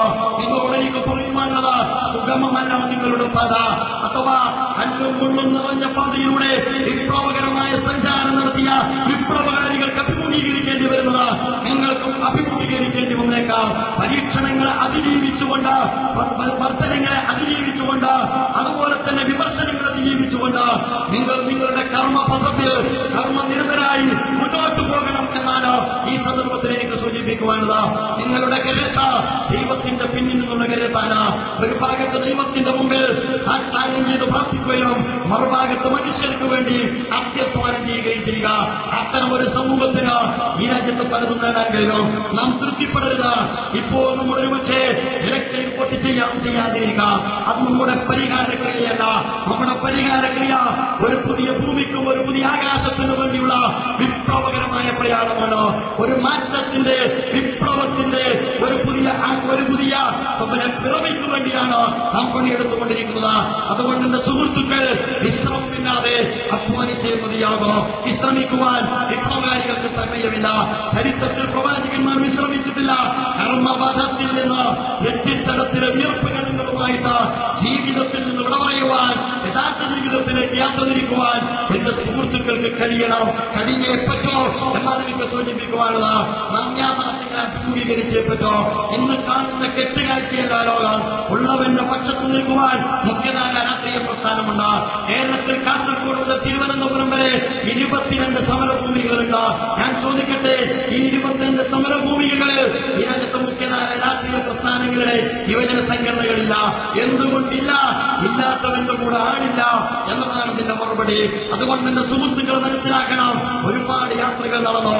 കാസർഗോഡ് പൊതുസമ്മേളനം അഭിമുഖീകരിച്ചപ്പോൾ ഞാൻ എന്റെ സുഹൃത്തുക്കളോട് പറഞ്ഞു, പ്രിയമുള്ളവരെ, നമുക്ക് മുമ്പിൽ ടോൾ ബൂത്തുകൾ സ്ഥാപിച്ച നമ്മുടെ റോഡ് വരെ മാർഗതടസ്സം സൃഷ്ടിക്കുന്ന സർക്കാരുകളോട് നിങ്ങൾ മന്ത്രിയുമായി പ്രതികാരം വീട്ടുക. ഇങ്ങനെയാണ് നിങ്ങൾ പ്രതികാരം വീട്ടേണ്ടത്. കാസർഗോഡ് നിന്ന് ജാഥകൾ ആരംഭിക്കുന്നിടത്ത് നിങ്ങളൊരു ടോൾ ബൂത്ത് സ്ഥാപിച്ചാൽ ഒരു 15 മാർച്ചെങ്കിലും, കഴിഞ്ഞ ഫെബ്രുവരി മാർച്ച് മാസമായിരുന്നു, ഒരു 15 മാർച്ചെങ്കിലും ഒരുപക്ഷെ ഒരു മാസം കാസർഗോഡ് നിന്ന് തിരുവനന്തപുരത്തേക്ക് ആരംഭിക്കുന്നുണ്ട്. ഓരോ പാർട്ടിക്കാരന്റെ കയ്യിൽ നിന്ന് ആ ജാഥക്ക് ടോൾ വാങ്ങിയാൽ നിങ്ങളുടെ പട്ടിണി തീർക്കാൻ പറ്റും കാസർഗോഡിനാണ് എന്ന് ഞാൻ അവരോട് പറയുകയുണ്ടായി. അഥവാ പാർട്ടി പ്രവർത്തനം ഉത്സവമാണ്, അന്നയും അമ്പാരിയുമായിട്ടാണ്, അതുപോലെ തന്നെ വാദ്യഘോഷങ്ങളോടുകൂടിയാണ്, അതുപോലെ തന്നെ വെടിക്കെട്ടോടുകൂടിയാണ്. ഇത്തരത്തിലുള്ള മുതലാളിത്തം പരിചയപ്പെടുത്തിയ ഉത്സവമയമായ പാർട്ടി പ്രവർത്തനത്തിനകത്ത് നമുക്ക് ഉത്സവമയ പാർട്ടി പ്രവർത്തനം, നമുക്ക് അത്യധ്വാനമാണ്. എന്റെ പ്രിയപ്പെട്ട സുഹൃത്തുക്കൾ അറിയേണ്ടതുണ്ട്, ഈ കെട്ടുകാഴ്ചയുടെ ഇന്ത്യക്ക് പിന്നിൽ ഒരു ഇന്ത്യയുണ്ട്, ഉറങ്ങാത്ത ഇന്ത്യ. നമ്മളറിയണം, ഈ രാജ്യത്തെ സംബന്ധിച്ചിടത്തോളം 40 കോടിയുടെ ഭക്ഷണമില്ലാത്ത ഇന്ത്യ, 40 കോടി ഭക്ഷണമില്ലാത്തവരുടെ ഇന്ത്യ, 40 കോടി കച്ചറമില്ലാത്തവരുടെ ഇന്ത്യ, 30 കോടിക്ക് ഭൂമിയില്ലാത്തവരുടെ ഇന്ത്യ, അതുപോലെ തന്നെ ഒറീസയിലെ വനാന്തരങ്ങളിലേക്ക് ആട്ടിയകറ്റപ്പെട്ട ആദിവാസിയുടെ ഇന്ത്യ, അതുപോലെ തന്നെ ഗുജറാത്ത് ഒപ്പിവെക്കാൻ ഭയപ്പെടുന്ന ന്യൂനപക്ഷ സമൂഹത്തിൽ പെട്ടുപോയതിന്റെ പേരിൽ തലയുയർത്തിനായി കടക്കാൻ ഭയപ്പെടുന്ന ഗുജറാത്തിലെ മുസൽമാന്റെ ഇന്ത്യ, പതിറ്റാണ്ടുകളായി സ്വാതന്ത്ര്യം കിട്ടിയിട്ടും മണ്ണിന്റെ മക്കളായ ദലിതുകളായി വരേണ്യവർഗത്തിന്റെ കാറ്റിയിൽ ചവിട്ടി വൈവിധ്യപ്പെട്ടുകൊണ്ടിരിക്കുന്ന ദലിതുകളുടെ ഇന്ത്യ, ഇങ്ങനെ ഉണ്ടാകാത്തവന്റെ ഇന്ത്യ, കടയുടെ ശക്തരൊന്ന് താറ്റിയിട്ട് വേണം അന്തിമങ്ങാനെന്ന് തീരുമാനിച്ചുകൊണ്ട് വഴിയോര കാഴ്ചകളിൽ നാടോടികളായി അന്തിമങ്ങുന്നവന്റെ ഇന്ത്യ. അവർ സുരക്ഷിതരല്ല. അവരുടെ ഓരത്തിൽ നിന്നാണ്, പെരുമാറിൽ നിന്നാണ് 2.5 വയസ്സുള്ള കുട്ടിയെ കോഴിക്കോട് പട്ടണത്തിലെ നരാധവന്മാർ രാത്രിയിലെ അന്ത്യയാമങ്ങളിൽ തട്ടിയെടുത്തുകൊണ്ടുപോയിട്ട് പിച്ച ചീന്തിയത്, അഥവാ ഇരുകാലി മൃഗങ്ങൾക്കിടയിൽ ക്രൂരമായി പീഡിപ്പിക്കപ്പെടുന്ന നാടോടികളുടെ ഇന്ത്യ. ഈ ഇന്ത്യയെ മാറ്റാൻ നിങ്ങൾ സന്നദ്ധമാണോ? ആ ദൗത്യമാണോ ചരിത്രത്തിൽ പ്രവാചകന്മാർ നിർവഹിച്ചത്? അതുകൊണ്ട് നമ്മുടെ അജണ്ട ചെറുതല്ല, നമ്മുടെ അജണ്ട വലുതാണ്. മാറ്റത്തിന് വേണ്ടി പണിയെടുക്കുന്ന, ജീവിക്കുമ്പോൾ എന്നെ ശ്രമിക്കുന്നതിന് ചെറുപ്പക്കാരോട് ഞാൻ പറയുന്നു, മദ്യപാനികളുടെ കൂട്ടായ്മയല്ല, സുഖശ്രീലാളിതരുടെ കൂട്ടായ്മയല്ല, മറിച്ച് എന്റെ ചെറുപ്പക്കാരോട് എനിക്ക് പറയുവാനുള്ളത് വികലമായ തീവ്രവാദത്തിന്റെ കൂട്ടായ്മയല്ല, മാറ്റത്തിന് വേണ്ടി ജീവാർപ്പണം ചെയ്തുകൊണ്ട് പണിയെടുക്കുന്ന ഈ വിപ്ലവ യൗവനത്തിൽ നിങ്ങളുടെ ജീവിതത്തിൽ നിങ്ങൾ അടയാളപ്പെടുത്തുമോ? എങ്കിൽ ചരിത്രത്തിൽ ഇത് പ്രവാചകന്മാർ നിർവഹിച്ച ദൗത്യമാണ്. ആ ദൗത്യ നിർവഹണത്തിൽ നിങ്ങൾ എവിടെ നിൽക്കുന്നു എന്ന് ഗൗരവത്തോടുകൂടി ആലോചിക്കുക. എന്റെ പ്രിയപ്പെട്ട യുവാക്കളോട് ഞാൻ പറയുന്നു, ഒരുപാട് ദൗത്യം ഏറ്റെടുക്കുന്ന ഈ പ്രസ്ഥാനത്തെ, ഈ വിപ്ലവ പ്രയാണത്തിനകത്ത് നിങ്ങളൊരു കൈ സഹായിക്കണം. നിങ്ങൾ സോളിഡാരിറ്റിയെ കുറിച്ച് പഠിക്കണം, മനസ്സിലാക്കണം. നിങ്ങളെ സംബന്ധിച്ചിടത്തോളം നിങ്ങളുടെ യൗവനത്തെ ഈ ആദർശപാതയിൽ നിങ്ങൾ അടയാളപ്പെടുത്തണമെന്ന് ഒരിക്കൽ കൂടി ആവശ്യപ്പെട്ടുകൊണ്ട് നിങ്ങൾക്ക് വിപ്ലവ അഭിവാദ്യങ്ങൾ തന്നുകൊണ്ട് ഞാൻ എന്റെ വാക്കുകൾക്ക് വിരാമം ഇടുന്നു.